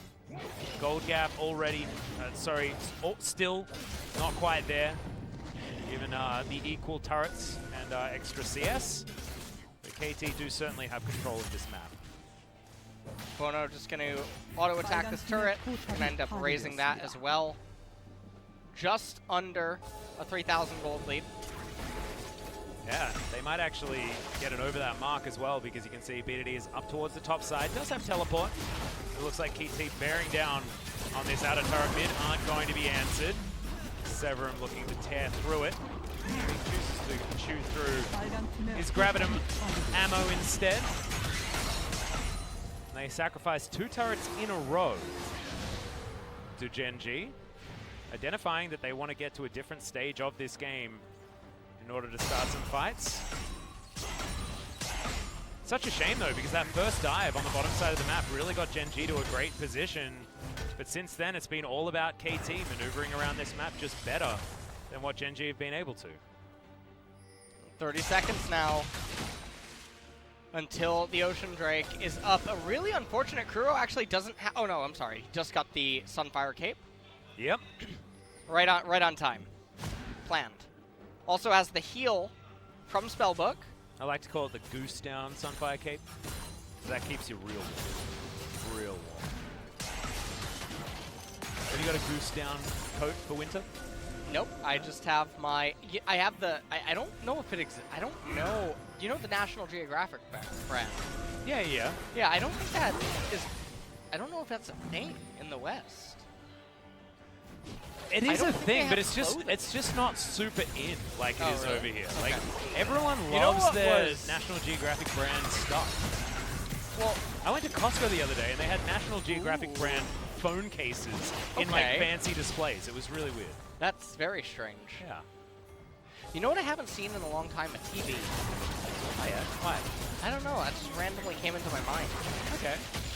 Saw a few of them at Costco the other day. Did you? Yeah. Awesome. Yeah. Achilles was trying to recommend me some new TVs, and I was like, I don't need a TV. As the Ocean Soul just picked up for free. Gen.G unable to actually do anything about it. This is going to make this game even more difficult. Solan inherently has a heck of a lot of lifesteal in his kit. Now World Ender is going to make him almost unkillable unless he's hard CC'd forever. And aiming, you pair Severum with Ocean Soul, like, you're just never going to die. Look at that Tom Kench. Oh, he's well fed. And look, yeah, so that he can get out of the multiple layers of Death Realm, Tucson has solved his pause issue by buying the QSS. Gave to him, and now we have absolute confirmation. There's no hiding it anymore. Yeah, beautiful. And now it's made sense to everyone. Our entire conversation about multiple layers of Death Realm. It really has. Now, Tom Kench can eat people out of things, but can he eat someone out of the Death Realm? No, because he can't see them. What if Mordekaiser raises his hand to sort of bring the person to the Death Realm? Yeah. And then just like at the end of that movie, Constantine, can you pop the Death Realm? Tom eats the person out of Mordekaiser's hand. Yeah, sort of like grabs them out of the hole that they're falling down. Yeah, exactly. I don't know, maybe. And then puts them into his hole. I'm actually not sure how that works. So, yeah, don't quote me on that. Okay. But maybe. I'd like to say maybe. You know, I'm a positive guy. Well, I'm pretty positive that unlike the Dom1 T1 series where it was like sliver of hope, even though Dom1 were super far ahead and T1 managed to pull off Miracle in Game 2 and 3, I don't think the same really exists. Well, I mean... For Gen.G. I actually were pretty sure that things were over in that T1 series. We were. But did T1 have an ocean... Look at this damage received grab, by the way. Bono, the king of receiving damage in this game. I think that Bono probably has the highest overall damage received per game in the LCK. Do you think he's a masochist? Yes. Okay. Because he plays Olaf, you know? Like, all right. What is Ragnarok? Ooh. Other than that, you know? What about actually just Mundo? Oh, he does have an ability called Masochist. Yeah. Honestly. It's so sad that the Mundo Jungle era was before Bono's time in the LCK. It is sad. Oh, so on Mystic Cannon as well. That's also unfortunate. Gen.G is theoretically still scaling, still trying to find items, still trying to get further forward, and Ruler does have a 55 CS lead and very close to his third item. The highest win rate solo queue Misfortune build is in fact Essence Reaver Infinity Edge Bloodthirster. Okay. And that is where Ruler has gone this game as well, by the looks of things. This is actually, this is the part of the game where stuff starts to get really sad. The extremely long posturing. So now, okay, we have a blue trinket. Are they actually going to commit to it? Are they going to turn off it and be like, no, no, no, no, no. There's a 4.7268 repeating chance that we could lose the Baron here. We gotta... Yeah, we really want aiming to be shooting the Baron, please. Gets out his Infernum, a lot of DPS available there as Clit is going to turn up and Sonic Wave is going to wear off. Okay. Well, remember, Rascal can just move in and try and get Bono out of the fight, but there's the Ornhorn they're choosing to turn instead of this one as BDD not going to get taken. Rascal in the backline, but out of the Death Realm and into the Death Chamber by the looks of things. Aiming going to put the last bullet in that one, and KT should have the kill that they were looking for in order to secure this Baron. No more does Bono need to worry about being put into a Death Realm and not having access to a smite. Yeah, and I mean, at this point, you could also see the healing, how hard it is for members on Gen.G to actually do anything. Well, Tucson does QSS to get out of the way of that hook, and the Baron is still taking damage. Remember, Clit is still alive.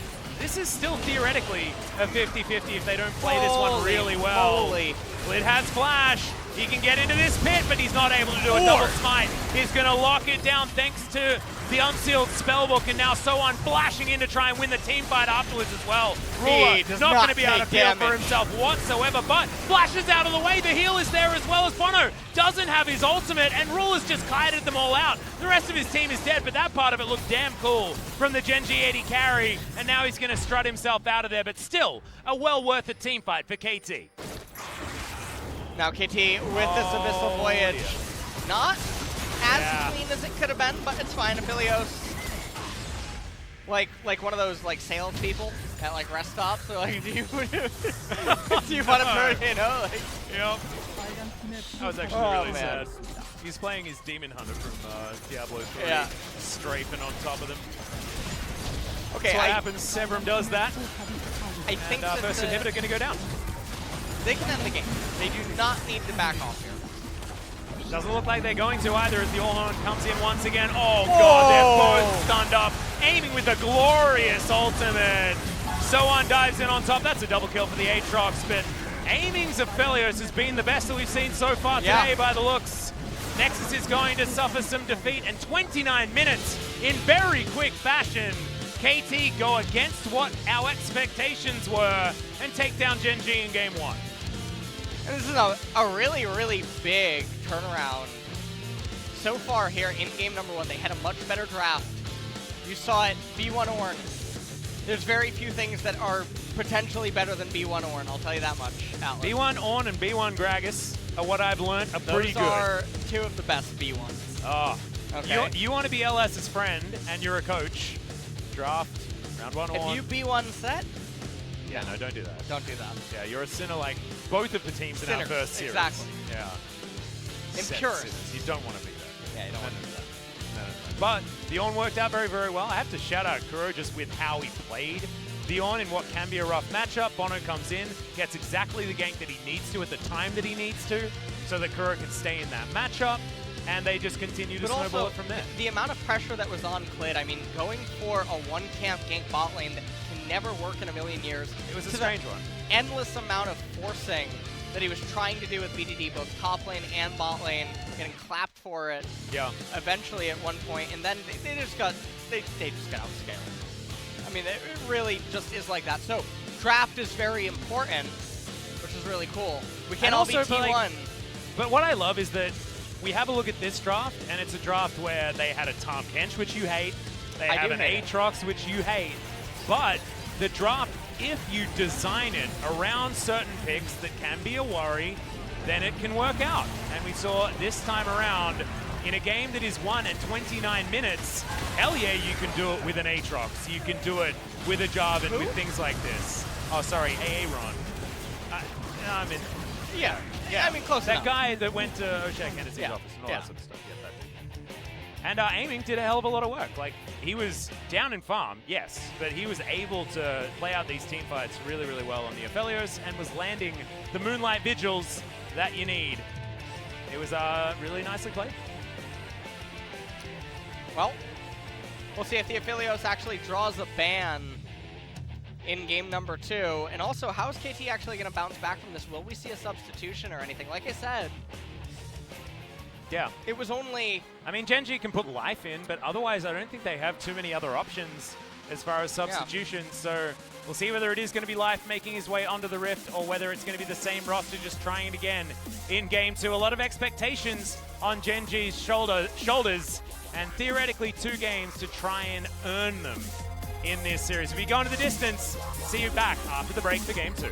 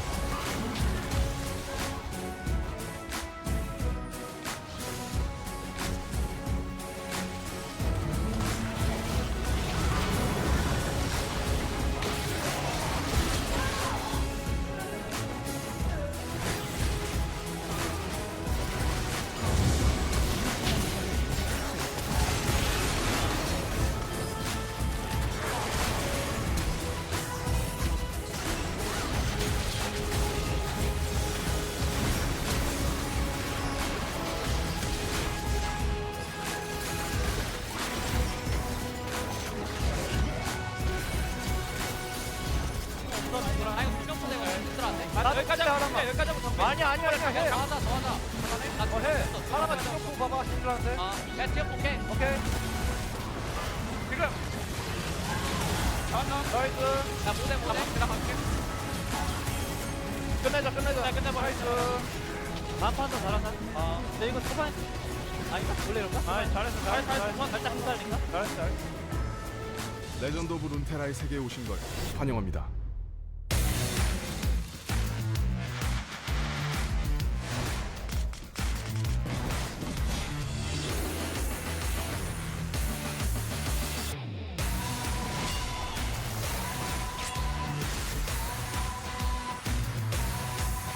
이것은 실력 지상주의 뇌지컬 세계. 자, 이제 그럼 한판 붙어볼까?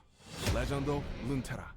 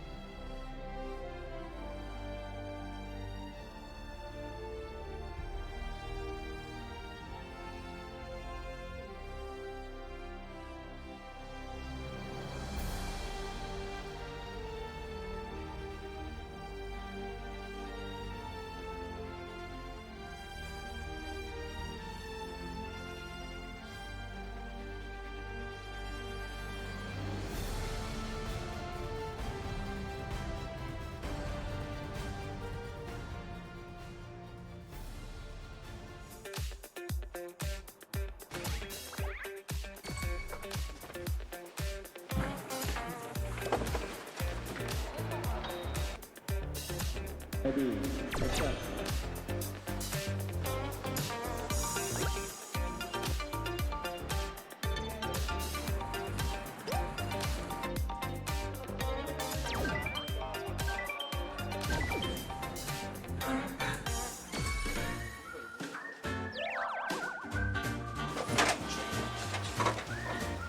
밥은 왜 안 드셨어요? 밥이 어디 있어요? 밥이 여기 있어요. 평소에 한 12시쯤에 일어나거든요. 근데 일어나도 아침을 먹는 사람이 단 한 명도 없어요.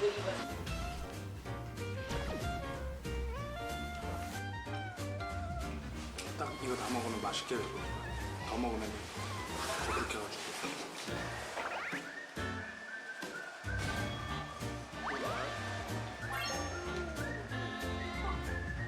대현이랑 친한 거 맞죠? 짜장면 짬뽕 하나 둘셋 하나 네. 여름 겨울 하나 둘셋 겨울 이거 좀 실망인데 산 바다 하나 둘셋 산 야 이거 다 틀리는데 웹툰이요. 네, 그럴 때도 있고 아니면 그냥 요정이 형 지금 하는 것처럼 아무것도 안 하거나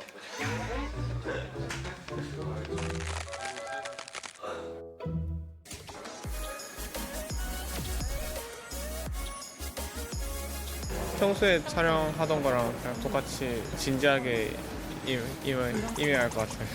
저희 팀원 다 안 껴줘서 서운해요.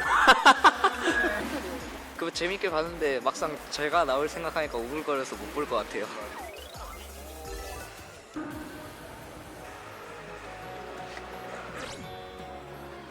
어떻게 있어도 멋있게 찍어주시는 것 같아서 잘 찍어주시길 바라면서 열심히는 찍겠습니다.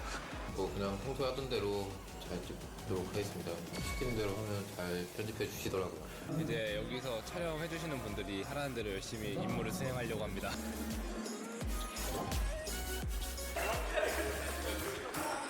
오 마이 갓! 와 무섭다! 처음에 부정했는데 보면 볼수록 다른 것 같아요. 둘 중에 한 명 놀리려고 사라져야 돼. 아 진짜. 잘해보셔요. 네 안녕하세요. 저희는 이번에 타이틀 촬영을 하고 있는 젠지의 뮬러? 플리드입니다. 무조건 친하죠. 이거 뭐 질문 자체가 일단 너무 좀 저희를 무시하는 그런 느낌이 별로 그렇게 친한 느낌은 없고 이제 서서히 신뢰가는 단계입니다. 젠지에 있으면서 가장 행복하다고 느낄 때가 언제입니까? 없는 것 같아요.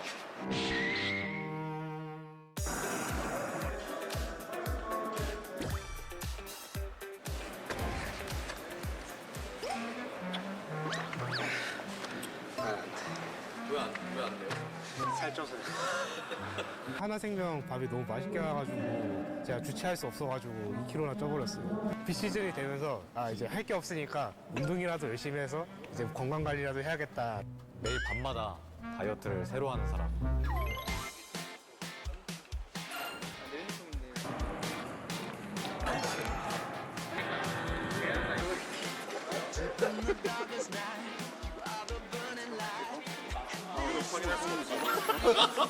시작한다는 마음으로 하면은 좋은 성적 낼 수 있을 것 같아요. 중간중간에 넘어지더라도 끝에는 웃을 수 있는 팀이 되겠습니다. 꼼꼼히 연습을 하다 보면은 나쁘지 않은 성적이 나오지 않을까 기대하고 있습니다. 이번 스프링도 좋은 성적 내기 위한 각오로 임하겠습니다. 수고하셨습니다.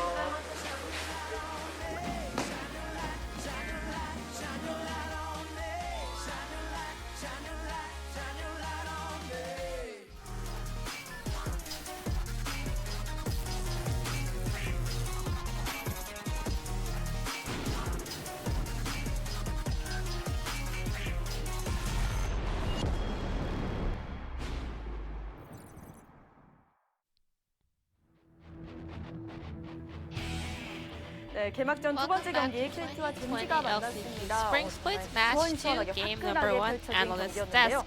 뱀픽을 It was 살펴보면 Gen.G 사실 versus 정글 픽이 KT. 다양하게 나오는 So first, 느낌은 let's 아니에요. take a 오늘. look at 그래서 the draft. 리아님께서 So 정글러의 we're 대표 seeing 주자로서 very 이번 typical 뱀픽 jungle 어떠셨는지 champions. 먼저 얘기해 주세요. 오늘 What's 정글 your 이제 thought on 뱀픽 this 양상을 draft? 보면 항상 어떤 픽이 So 먼저 for 나오고 today, 그 픽에 대해서 할 만한 So 리신이 we 나오는 게 always see a 분명한데 certain champions 리신을 in the 많이 first pick jungle, 이제 잘 and then 이용하려면 Lee 2대2 comes 3대3 as a counter pick or just a 소규모 comfortable 교전을 pick to 많이 go 일으켜야 되는데 into that 그런 champion. 점에서 조금 리신을 픽한 쪽이 다 Listen is really 아쉬웠던 good 것 at 같아요. skirmishes, however, they weren't really able to pull off some of the advantage in game.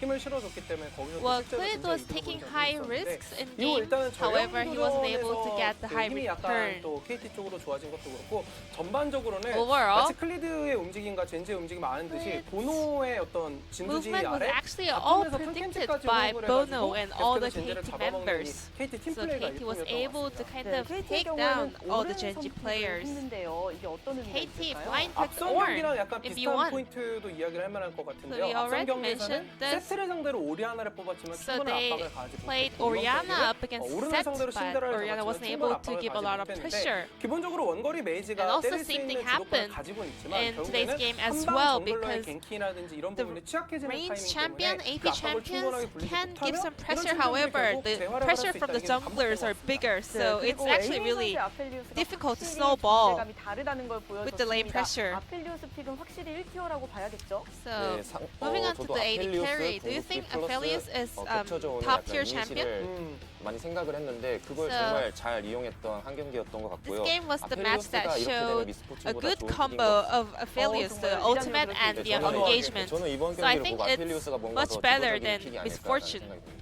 특히 어떤 점에서 미포보다 장점이 있다고 보시나요? 먼저 be more 이니시를 specific? 걸 수 있는 So 성공권 Aphelios 플러스 우리 팀의 has 탱커를 the 좀 더 효율적으로 쓸 수 opportunity to 있는 open 원딜러가 fights and 탱커를 이용하기는 also 쉽지 않잖아요. 근데 아펠리우스가 그런 Aphelios 점에서 is 좋지 kind 않나 of a champion 네, that 맞습니다. kind 자, of 이렇게 utilized 해서 the tankers in KT가 front line. 기를 차지했고요. 저희 첫 번째 장면 만나볼 텐데 초반에 전령을 굉장히 So 깔끔하고 let's take a look 멋있게 at the 가져갔던 highlights. 장면이 있었어요. 몇 가지가 This Herald's fight. 겹쳤던 것 같은데 우선 전령의 체력이 안 보이다 보니까는 So 쓰레쉬 입장에서 the biggest point was 부담스러운 that 거리까지 Clid 들어가면서 or Gen.G 상황을 볼 didn't 수밖에 없었던 것 have 같아요. any information about the Herald's 이게 HP. 좋지 않은 포지션에서 공격을 하게 So 됐고 they had 재밌는 to 게 be in a 이때가 position 8번 때였는데 where they 탑라인으로 weren't 기한을 able to 여기서 do 처음 enough 했습니다. damage. 그래서 아트록스는 귀환을 해서 템을 사고 왔는데 And 모데카이저는 Aatrox 도란방패 하나 들고 made the 있었어. recall already, so he had enough items, but Mordekaiser only had Doran's 저는 shield. 여기서 KT가 모든 걸 There were 걸고 some 싸워서 of 이겨야 the 된다고 생각을 했는데 item KT가 difference as well. 이겨가지고 전령 싸움 그리고 전령까지 And 스노우볼을 this 쭉쭉 굴릴 game 수 we 있었던 had 것 the 같습니다. Ocean Rift, and it's raining. 어떻게 기상 예보 잠깐 해주시면 안 돼요? Can you show us some 오늘 weather 1박 2일 forecast? 경기가 될까 말까 하늘이 We are 눈물이 about 흐르고 to 있습니다. 네, 그런 일 pass 없을 겁니다. midnight, 네, 네. possibly. 자, If we go to game number 3, 바다용은 이런 and 효과가 you 있다는 거 저희가 back in the game, we 나타내드리고 want to show 있습니다. you this 자, 그리고 cool 계속해서 초반부터 Ocean Rift studio for KT가 defense. 승기를 잘 네. 잡았는데요. 노린스 정말 잘 통했었죠. 팀적으로 호흡이 진짜 KT 좋았어요. roster their 상대 teamwork 움직임 어느 정도 예측한 듯한 as a 빠른 one 반응이 was really 일품이었던 것 solid. 같은데 앞서 말씀드렸던 것처럼 자르반을 필두로 한 어떤 So, 탐켄즈의 호응 once 속도가 again, 예술이었던 것 같아요. J4 그래서 이제 리신과 and 신드라 Top 위치가 Kench, 순간 their 사라진 follow was really 상황에서 quick.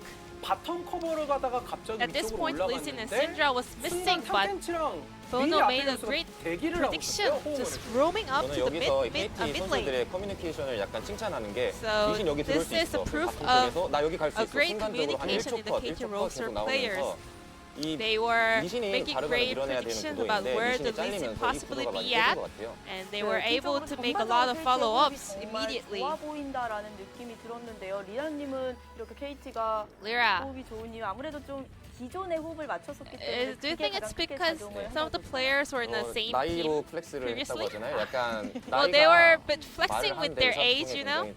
And age is a really advantage, gives a lot of advantage in terms of communication. And 저보다 나이 I am 많은 형이 있어요, 27 저 팀에. years 그래서 old, but 대단히 존경스럽습니다. one of the KT players 나이에서 나오는 is older than me, so I respect 자, them. MVP는 누가 차지했을지 지금부터 And 만나보도록 let's check out 하겠습니다. who is the player of this game. 아, 머리 색깔이 Aiming, 네. Philios. 부럽네요.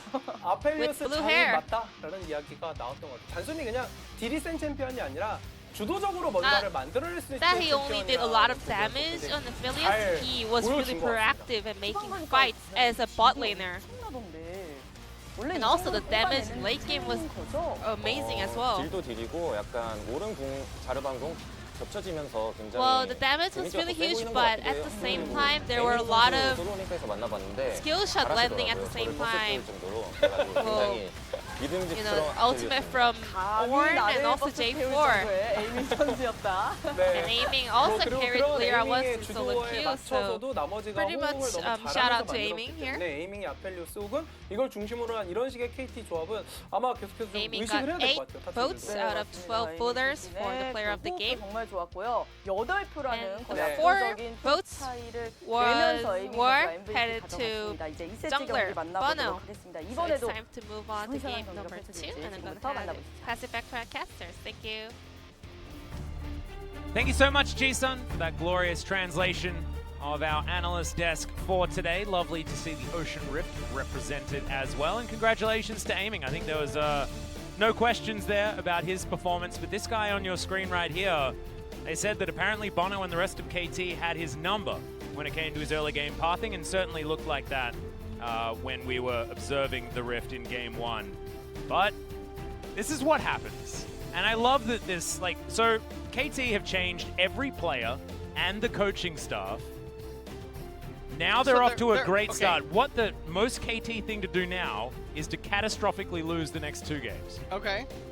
Well, this is what I don't like when people they talk about a team as if it hasn't completely changed. You know what I mean? All right, so it's This still is- KT, Yeah. but it's this not. This isn't at all. No. You know what I mean? It is still the same KT that we saw in the Casper Cup, and they still lost to Harmwell Live. Atlas. Yeah. Does that go in the death row? No, stop it! I put a ban on this. It's not happening. I don't know what the answer was from chat, but we didn't get one. Yeah, we didn't get one. I think I everyone. think they're still deliberating. Yeah. Maybe they're in the death row. I think But there are a few savants we're in in the chat ban that pit. certainly know exactly what we were talking about, and are just shaking their heads at us. First ban going to be the Olaf. That's against Bono. Surprise, surprise. He had a great game 1. Ban away the comfort picks as Aphelios is taken away second by Gen.G. And Akali banned away yet again. Now, I'm really curious, where is Senna and why is she not appearing in Korea? I have a feeling she's going to be picked this game. You know what? I actually have the same feeling. She might even be first pick by Gen.G. Ooh. No, if Gen.G, Orn's left up, listen. they have to first pick on. Hold on. Okay. Hold on. Sorry. Getting ahead of myself. They need to... hold on. It's either going to be... Let's have a first pick Lucian if it's left open. Okay. Okay. KT should ban it here, though, shouldn't they? If it's not, let's have a first pick Gragas. Atrox. No, come on. Gen.G has shown that they are full of sin. Oh, no, it has to be Elise first pick. Oh, no, Elise is going to be banned. Okay. It should be a Gragas first pick. Oh, no, they're going to go for the on. What is going on here? This is savant picking right here. Korea has identified B1 Orn. In this series. Yeah. They didn't identify it in the first one. Maybe they watched the podcast. Hey, they watched it while Damwon and T1 was going on because it was such a long series. They had time. There we go. MF being hovered. Yeah, KT thinking about taking away the next in line. And that is going to be picked up here for aiming this time. Rek'Sai considered, and that's a Bono pick. Certainly a sinner, though. But something that Bono has certainly played before, and he does have a very good aggressive style in the early game. We'll see how that translates to this one. Just lease in and outscale it in a vacuum. Also, you already have the Ornn component. And now, at this point, you can just choose your mid laner.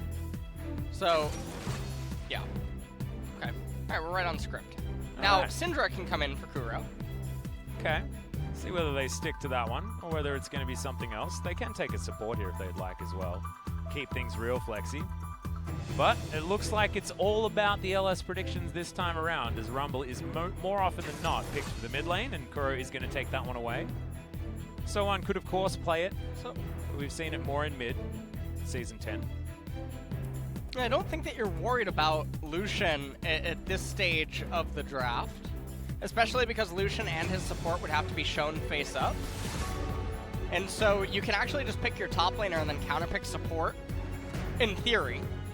Yeah, and what I mean by that is counterpick a mage support in order to abuse Lucian plus his duo, and then... Oh, are we quite ready for that here in the LCK yet? I don't think that we are really... Is that level of drafting they're really an availability? Not prepared, no.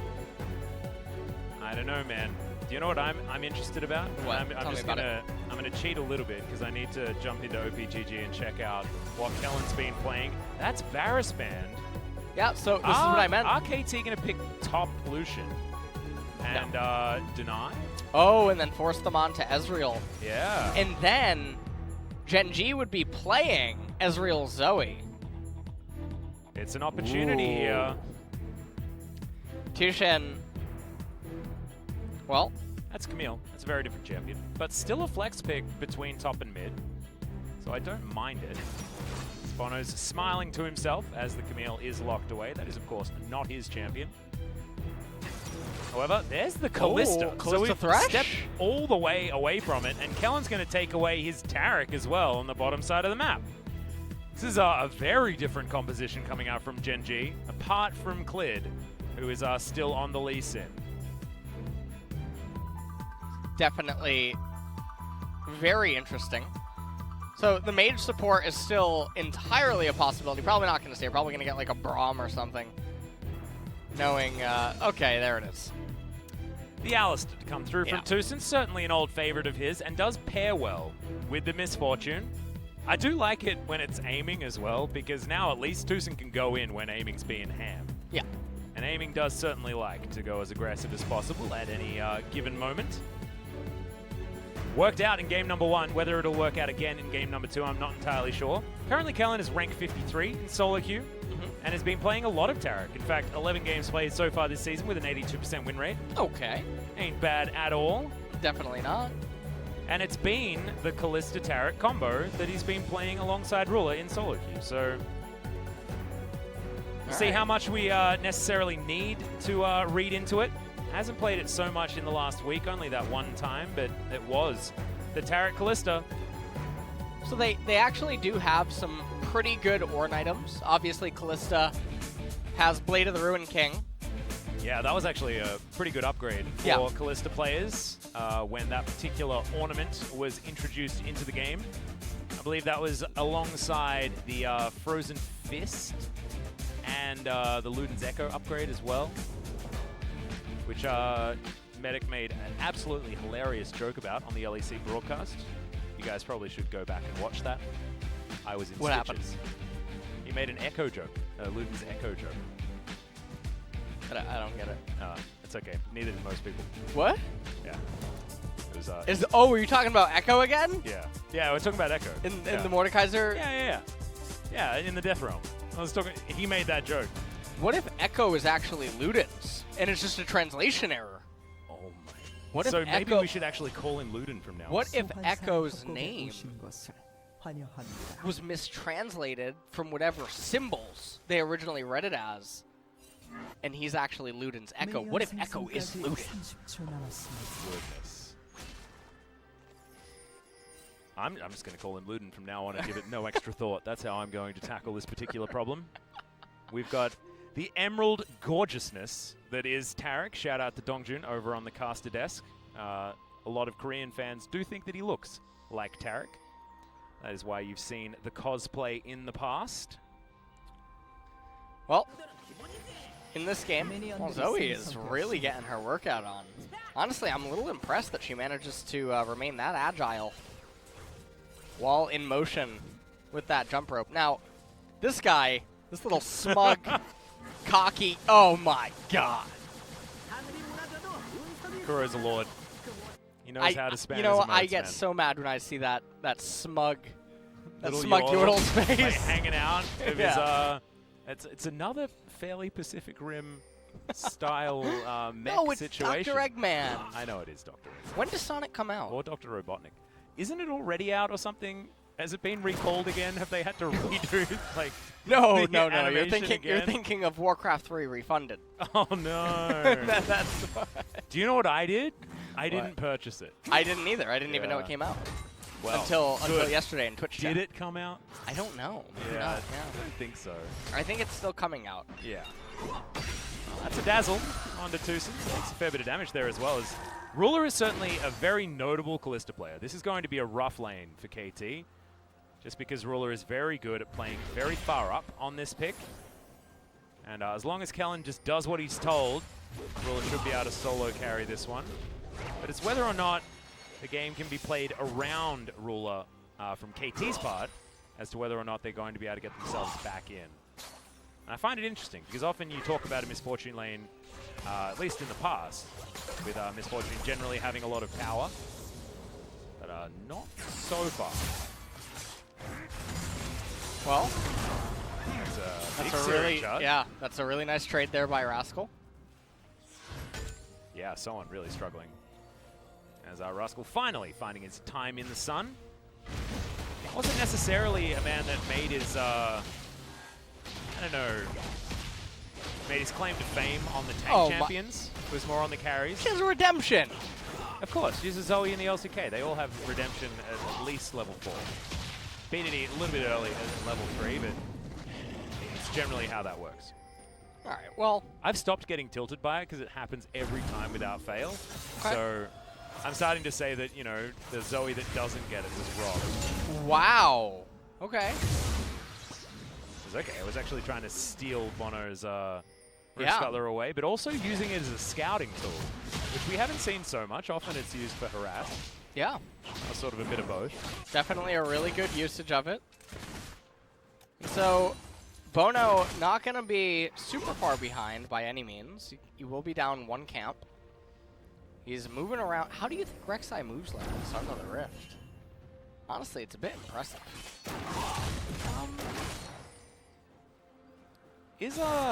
Has Ruler actually used his Oathsworn yet? He does still have it hanging out. I know you can rebuy it. Can you? Is it free? Yeah. Oh. Yeah. I think you can buy it as many times as you want. Because you have to use it again if you want to change your Oathsworn, I think, or something. There's something about that. Ooh. Okay, I did not know that. I don't know. Caster, Maybe by the I'm way. wrong. Maybe I'm wrong. Coach, too. Well, play-by-play, by the way. So Yeah. generally you should take LS's word for most things. But as far as I remember, that's a thing. But he does still have it sitting there. And he probably should have an Oath Swarm. So I'm perplexed. To see whether he does use it in lane or something like that. Well, someone could tweet at us and just confirm. Right now, I'm not quite able to hop on the Google and check it out. Right now in this game, Gen.G is ahead pretty much across the board, and unlike in game number 1, they're not going to be the ones that are on the back foot to scaling. The only thing that they really have to fade is either if Camille gets too big or if Misfortune gets too big. So we'll have to see what ends up transpiring. Sohan looking like he wants a recall, but Rascal does not seem keen to allow him to do that. Yeah, it feels like he wants a redo on the laning phase so far. If I see a Glacial Shroud built by Rascal, I'm going to lose a little bit of faith. Uh-huh. Well, it's not there yet. That should be a catalyst, right? I would hope that's a catalyst. It's a catalyst. Okay. We're okay. Come on. He's fine. Come on. He's fine. I'm sorry. He's an LCK. What? See there. He hadn't used it yet. What is that? All right. Okay. I do have confirmation from old mate Pabu from back in OCE. Shout out to Pabu, the king of 1v1s. Didn't quite do as well this year at All Stars, but otherwise a fantastic player. No, he's Pabu. Pabu, man. Pahu. Kind of like means idiot in Korean. Does it really? You know, Babo. Babo. Yeah. Okay. Anyway, he said you can rebuy it and reuse it for like a minute at the beginning of the game, but otherwise you can't rebuy it. I knew that there was a rebuy thing that you could do, but I was pretty sure it wasn't. I wasn't quite correct. So there you go. Ruler just hadn't used it. So now finally Oath Sworn is Tucson, taking a lot of damage to start this one off, but gets the aftershock and survives for a long time. Still walking away, potion ticking. And both junglers couldn't turn the tide of that one in either direction. No first blood to go down within the first 6.5 minutes. That one was such a close call. It honestly just looked like bot lane was about to start snowballing. As Ruler and friends now, they're going to turn their attention to the Infernal Dragon. Actually, I have now conflicting reports that you can just rebuy it. I don't know. But Infernal is going to be going down here. Ren stacks were in there, of course. Isn't as good at securing objectives as it used to be, but still going to be helpful. Wasn't actually necessary in that particular moment. And Infernal Drake very easily goes over to Gen.G, and we don't have Cloud Rift again! Hopefully we get Mountain Drake, Mountain Soul for our next section, although I don't think we'll be able to see it if KT wins. So hopefully Gen.G are able to win this game, and then we get to check out Mountain Soul as Sohan gets himself the stun there onto Rascal, but Rascal's pretty tanky. True damage going to be helping there with the second Q. Sorry, second E. Otherwise it's alright. Rexa, doesn't know about Clid. Good night. Well, Rascal does at least have the Ornhorn. Bono's going to flash, gets himself out of the way. Clid misplaying it, didn't actually open with Dragon Kick, which was very surprising. An odd maneuver. And so Rek'Sai is actually going to be able to barely skate the way there. And now they're going to be able to pick up the Rift Herald here at 8 minutes. So Shirley is also going to come online extremely early. Also, this game again, Ocean or Mountain Soul? Yeah, this time around a possible Mountain Soul. Last time we had the availability of an Infernal Soul, but this time not going to be there. And the Mountain is now up for grabs. Hopefully it is the Mountain, although I do love Ocean Rift. Do you? Oh, I'm torn, because I want to see a new one, but I also just really like Ocean. Just for aesthetics. As BDT, of course, gets another redemption. Oh dear. Kuro hanging on in this lane pretty well, though. Looking to be building towards Leandri's as item number 2, and does have the Merc Tread, so isn't going to be fearing the bubbles as much as he otherwise could. And didn't even need that Scrap Shield. Speeded a little bit short on his Paddle Stars. But this is the lane that I'm starting to get pretty worried about. Because Ruler is just chugging along, and we know how Ruler gets in the mid to late game. He's just real good. Wasn't able to really execute last game. That was a game where aiming was able to sort of slowly but surely get himself into teamfight readiness from extraordinarily long range. This time it's not going to be the same case. He will need to be a little bit more up close and personal. And at this point, there's not any reason to have a lot of action end up unfolding. If you're Gen.G, you're probably feeling extremely comfortable right now to just keep playing ping pong, keep playing super safe lanes. Let the next Cloud Dragon come up, end up taking that. Let your champions coast into core items. I don't want to see Bono start doing something because he's even falling behind in farm against Elise as the Rek'Sai, which is certainly not something that you want. Power farming is something that Rek'Sai have been known to do for a very long time. But this one certainly hasn't been able to make that one happen. And utilizing his flash very early on in this game in his failed attempt at a top gank certainly is not helping. No first blood still. Bit of biffo towards the bottom side, but otherwise not too much as Ruler and Kellen come up, clear out a control ward, get rid of the blast cone, and look to reset as the recall comes down from Aiming and Tucson upon lane reset. Ruler should be able to go back, get himself pretty close to his Blade of the Ruin King on the next back. But at least Aiming now, he's got an Executioner's Calling very early to try and deny a lot of the healing that does come in from Taric. And Ruler's inherent healing with his Vamp Scepter. Here goes Shelly, and this is Ruler getting even more accelerated. Clit is going to help himself in his jungle role by picking up a bit of that gold as well. Just, I don't mind it, given the fact that it is Season 10, the season of sad junglers. Yeah. 1,500 gold advantage here at 11.5 minutes. Kalista picks up the recurve bow on her recall, also has the Bilgewater Cutlass, probably only, I would guess, 2 minutes to 3 minutes away from Blade of the Ruin King. And Ruler and Kuro actually battling for top gold in this game. Wasn't expecting that out of Kuro, but he has done very well in the laning phase thus far. Ruler, no surprises as far as how far ahead he is, especially given the extra plates that he was just able to pick up with the execution of that turret. That's a great dazzle, but still the kickback going to be coming down. Void Rush going to come in, but there's no flash on this Bono, and First Blood goes to Cleared. Looking for redemption here in game number 2 against KT. Yeah, that was a really nice combo with the Taric stun to follow up on the Lee Sin Q. And things just are looking really bad for KT this game. So I think that your prophecy might be... Well, I mean, as a long-time KT watcher, it feels like you can take all of the players and coaching staff out of the KT, but you can't take the KT out of the KT or something. Infernal. There was already Infernal. I was waiting for you to try to say something else, and then... It's Ocean Rift. It's my favorite. Why is it your favorite? You like Bulbasaur? Yeah. You like okay, whatever. Yeah. Whatever. It's more of an Ivysaur because the flowers are out. Ooh, I like that. Okay. Tucson Blown Ultimate, not able to actually grab anyone underneath that turret there as Rascal uses his flash to great effect. Alright. Were you about to ask if I'm still playing Pokemon? Yes. Yeah, no, not so much anymore. No, not so much. No. Took a bit of a timeout on that one. Turret gets equalized, or at least the minion wave does. Turret takes a bit of damage, but otherwise is going to stay standing. The game is going to once again go back to what we like to happily refer to as the lull state. And this is the most important part of the game. This is where we wait for the next Rift Herald to respawn, next Ocean Dragon, or the first Ocean Dragon to end up coming up.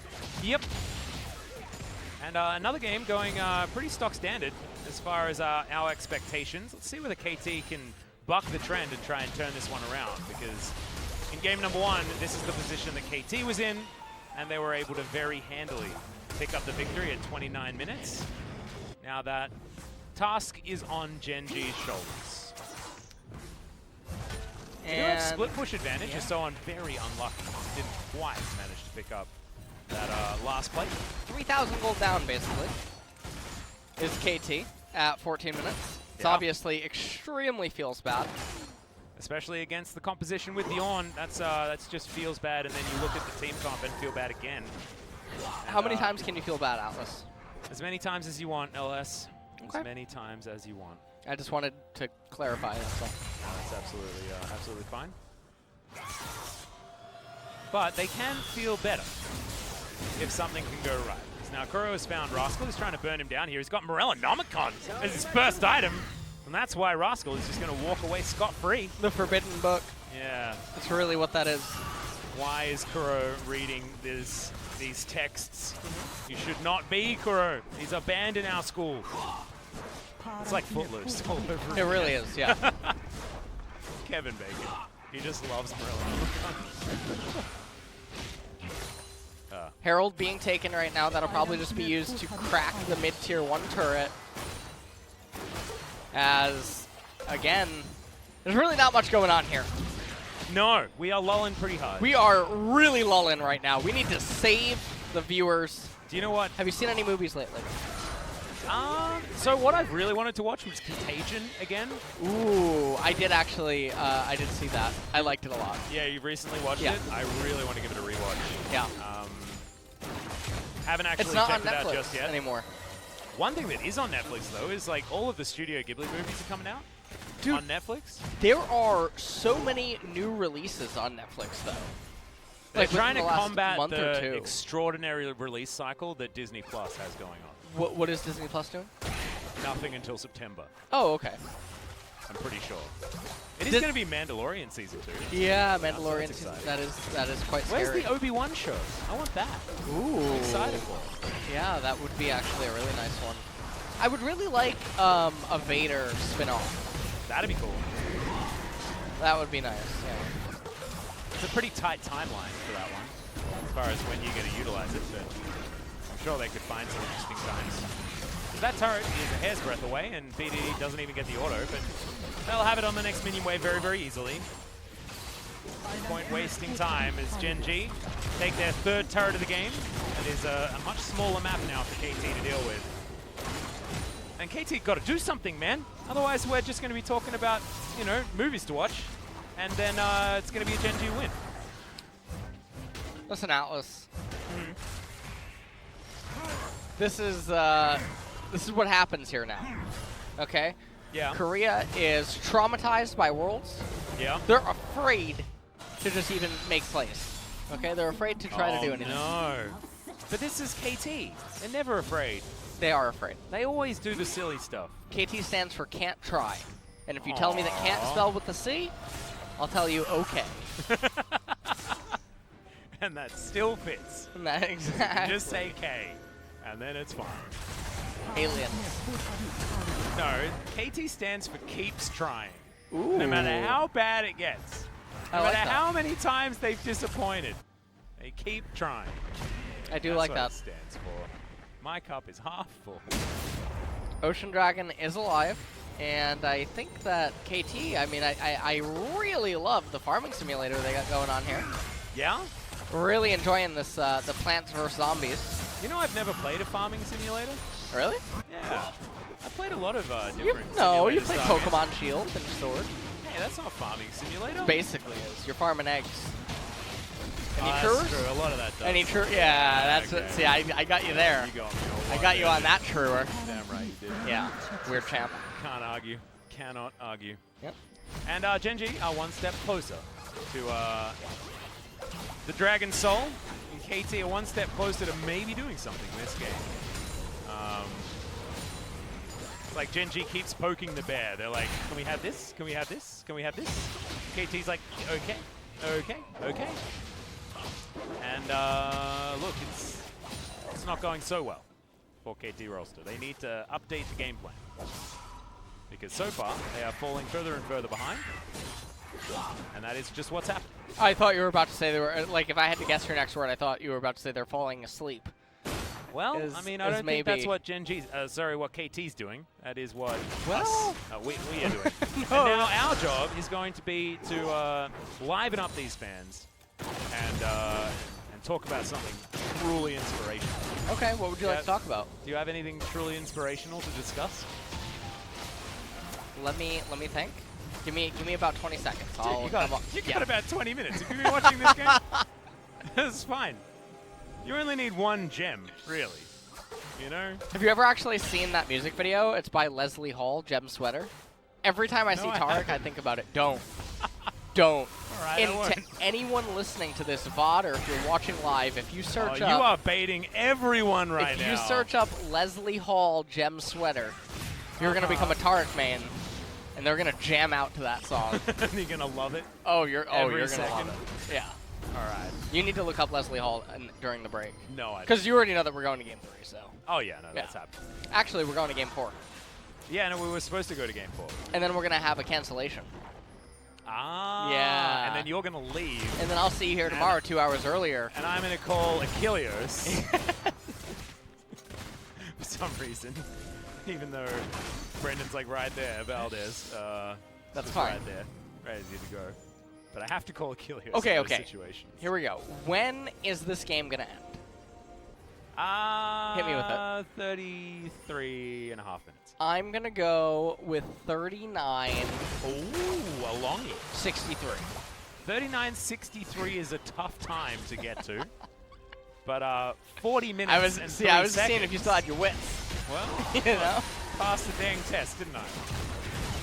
There we go. Simple time-based mathematics. All over it. All over it. Nothing is happening.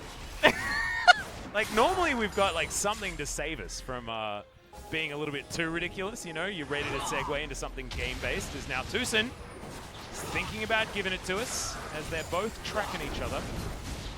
Here we go. Here we go. Hold on. Lee Sin hitting the blue buff. It's trying to go for a right hook, but Ruler just steals it away. Ruler just stole it away because he saw that Clid was about to get hit with a haymaker by Blue Sentinel. With a haymaker, but yeah, from the bench. Exactly. Yeah, Set just diving on in. Love it. So, Zoe did not like that joke. She is on fire. Yes, well, so is Orange. Orange thirsty. Oh, he's hungry. Ooh, You and hear those Ocean sounds? Rift. You were talking about honey fruits being Really good for Oran, yeah. It's more of an Oran jungle thing, isn't it? Yeah, it is. You normally Oran hunt jungle down the honey fruits, but now there's more of them. Yes. On the Ocean Rift. There it's the are Oran Rift. There is lots of food, and you know, I think that this really is why Rumble went first item Morellonomicon, is he knew that the non-existent lifesteal on the enemy team, outside of the Blade of the Ruin King, and then the Conqueror on the Lee Sin. I mean, Kellen's got a lot of healing on the carriage. Okay. You know what? Rascal has Grasp of the Undying. It's really for the honey fruits. Yeah, it's probably for the honey fruits. And I'm glad maybe that- Ocean Salt. Maybe, yeah. Because you better believe that in 45 No seconds, matter what, KT is going to give away the Drake for free. Oh, absolutely. I mean, there's really no other Oh, wait, no, choice. Kuro's going to have to die first? Hold No, on, hold on. He spotted them out. It's Alice, okay. Yeah, man. we're about to climax. Is this the turnaround team fight? Yeah, this is it. This is where KT, this is where everyone who has been channeling their hope. All BDD just manages to hit aiming with a trouble bubble through 5 walls, which was very, very impressive. You like that? Yeah. It's time to see what the finale of this Spirit Bomb is actually going to be. Now, interestingly, Rascal upgraded Ludens instead of Blade of the Ruin King, which I think is a pretty big mistake. I would say so too. Here we Maybe go. Maybe BDD spiking a little bit earlier. Don't have any clue what KT is. Oh, Tucson just flashing in to do nothing there with that Pulverize. It wasn't what they wanted. Double knock up there comes out of Rascal. He's buying space. And there goes the Dragon Soul. The Ocean is going to be helping them out so much. First kill goes down. Second one comes in as well as the Camille does basically nothing. And now it's the Ruler show. Able to dance after his opposition. Kuro has a lot of sticks in him. Sorry, Bono does. He is going to be able to escape, however. And Kuro is also going to be lucky enough to exit with his life. But they shouldn't exit with a game victory. This is 2 turrets away from a perfect game for Gen.G. And now they're looking for a Baron.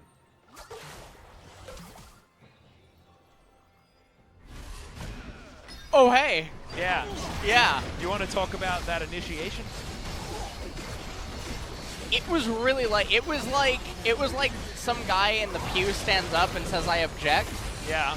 And they're there to celebrate like their 25th year marriage. Like, a little bit too late, my dude. Yeah. Yeah, it was a little bit like that. Replies to someone's Facebook message. I think you'd need to say it wrong. Like, mess up. back because, like, look, it's not exactly what you want. Tucson just didn't quite find it. Had to. This is the guy getting the courage to finally stand up. Yeah, and that was based on trying to flash headbutt Pulve onto Ruler, and then Ruler moving out of position. So this game was made to look a little bit silly. Completely over. So we are indeed going to a game number 3.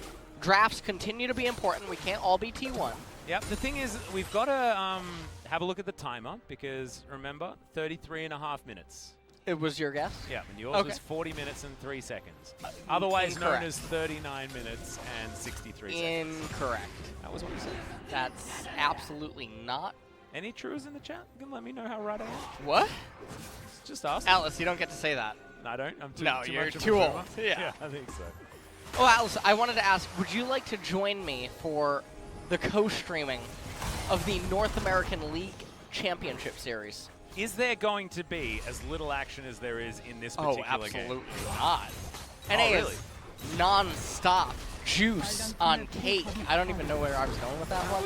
Juice on cake? I don't know. Yeah, we are certainly getting into the wee hours, aren't we? I think that's how that one's going. But I watched Immortals versus TSM, okay? So I know that things can be just this good. So I would be honored. I would be delighted to join you. Well, first I need to make sure, are you of age? Are you over the age of 21? I am officially a millennial. So yes. All right, excellent, great. Just needed to confirm that. Yeah. Thank you. I'm on the border. It's a date. I'm between millennial and boomer, obviously. Okay. As KT trying to defend their Nexus turrets, but doing so pretty, oh no, Tucson taxis forward, but he's unable to find it. They do get a decent headbutt back there onto Clid, but he's going to survive for so long. And there's the Ornhorn doing so much work once again. Kellen keeping everyone alive, and Kuro has to watch in horror from his fountain as his Nexus is obliterated. It was a race, and it was 29 minutes in game 1 for KT, but it is 26 minutes and 44 seconds in game 2 for Gen.G to snap back. About the same amount of time as one game of our first series tonight has occurred in the first 2 of the second series.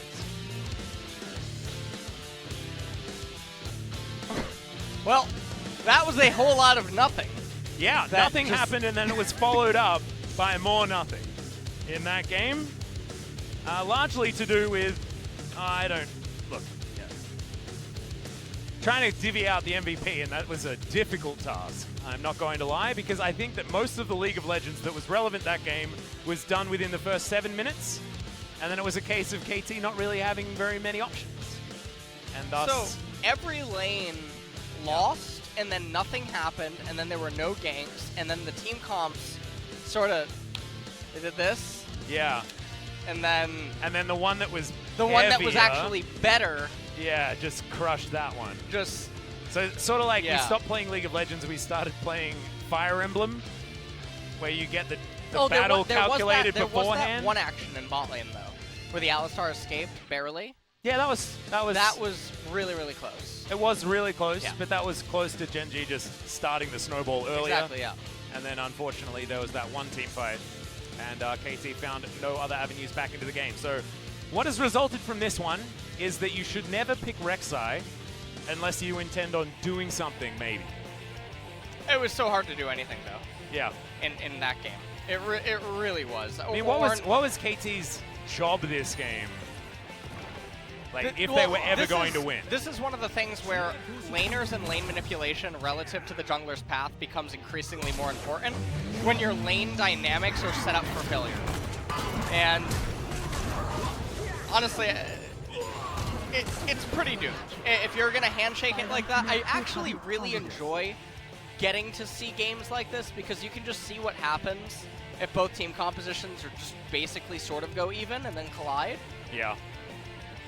And yeah, we're going to a game number 3, and then after that, game 4. Yeah, well, we're hoping for a tiebreaker after game number 3. It's never happened in the history of League of Legends unless you count games being remade and things like that. That's a possibility. We'll have to find out how KT and Gen.G are going to tie the series after our third and most likely final game. It will be coming up after this break, and I'm just looking forward to some better drafts, maybe a closer game, and one that wasn't doomed from too early on.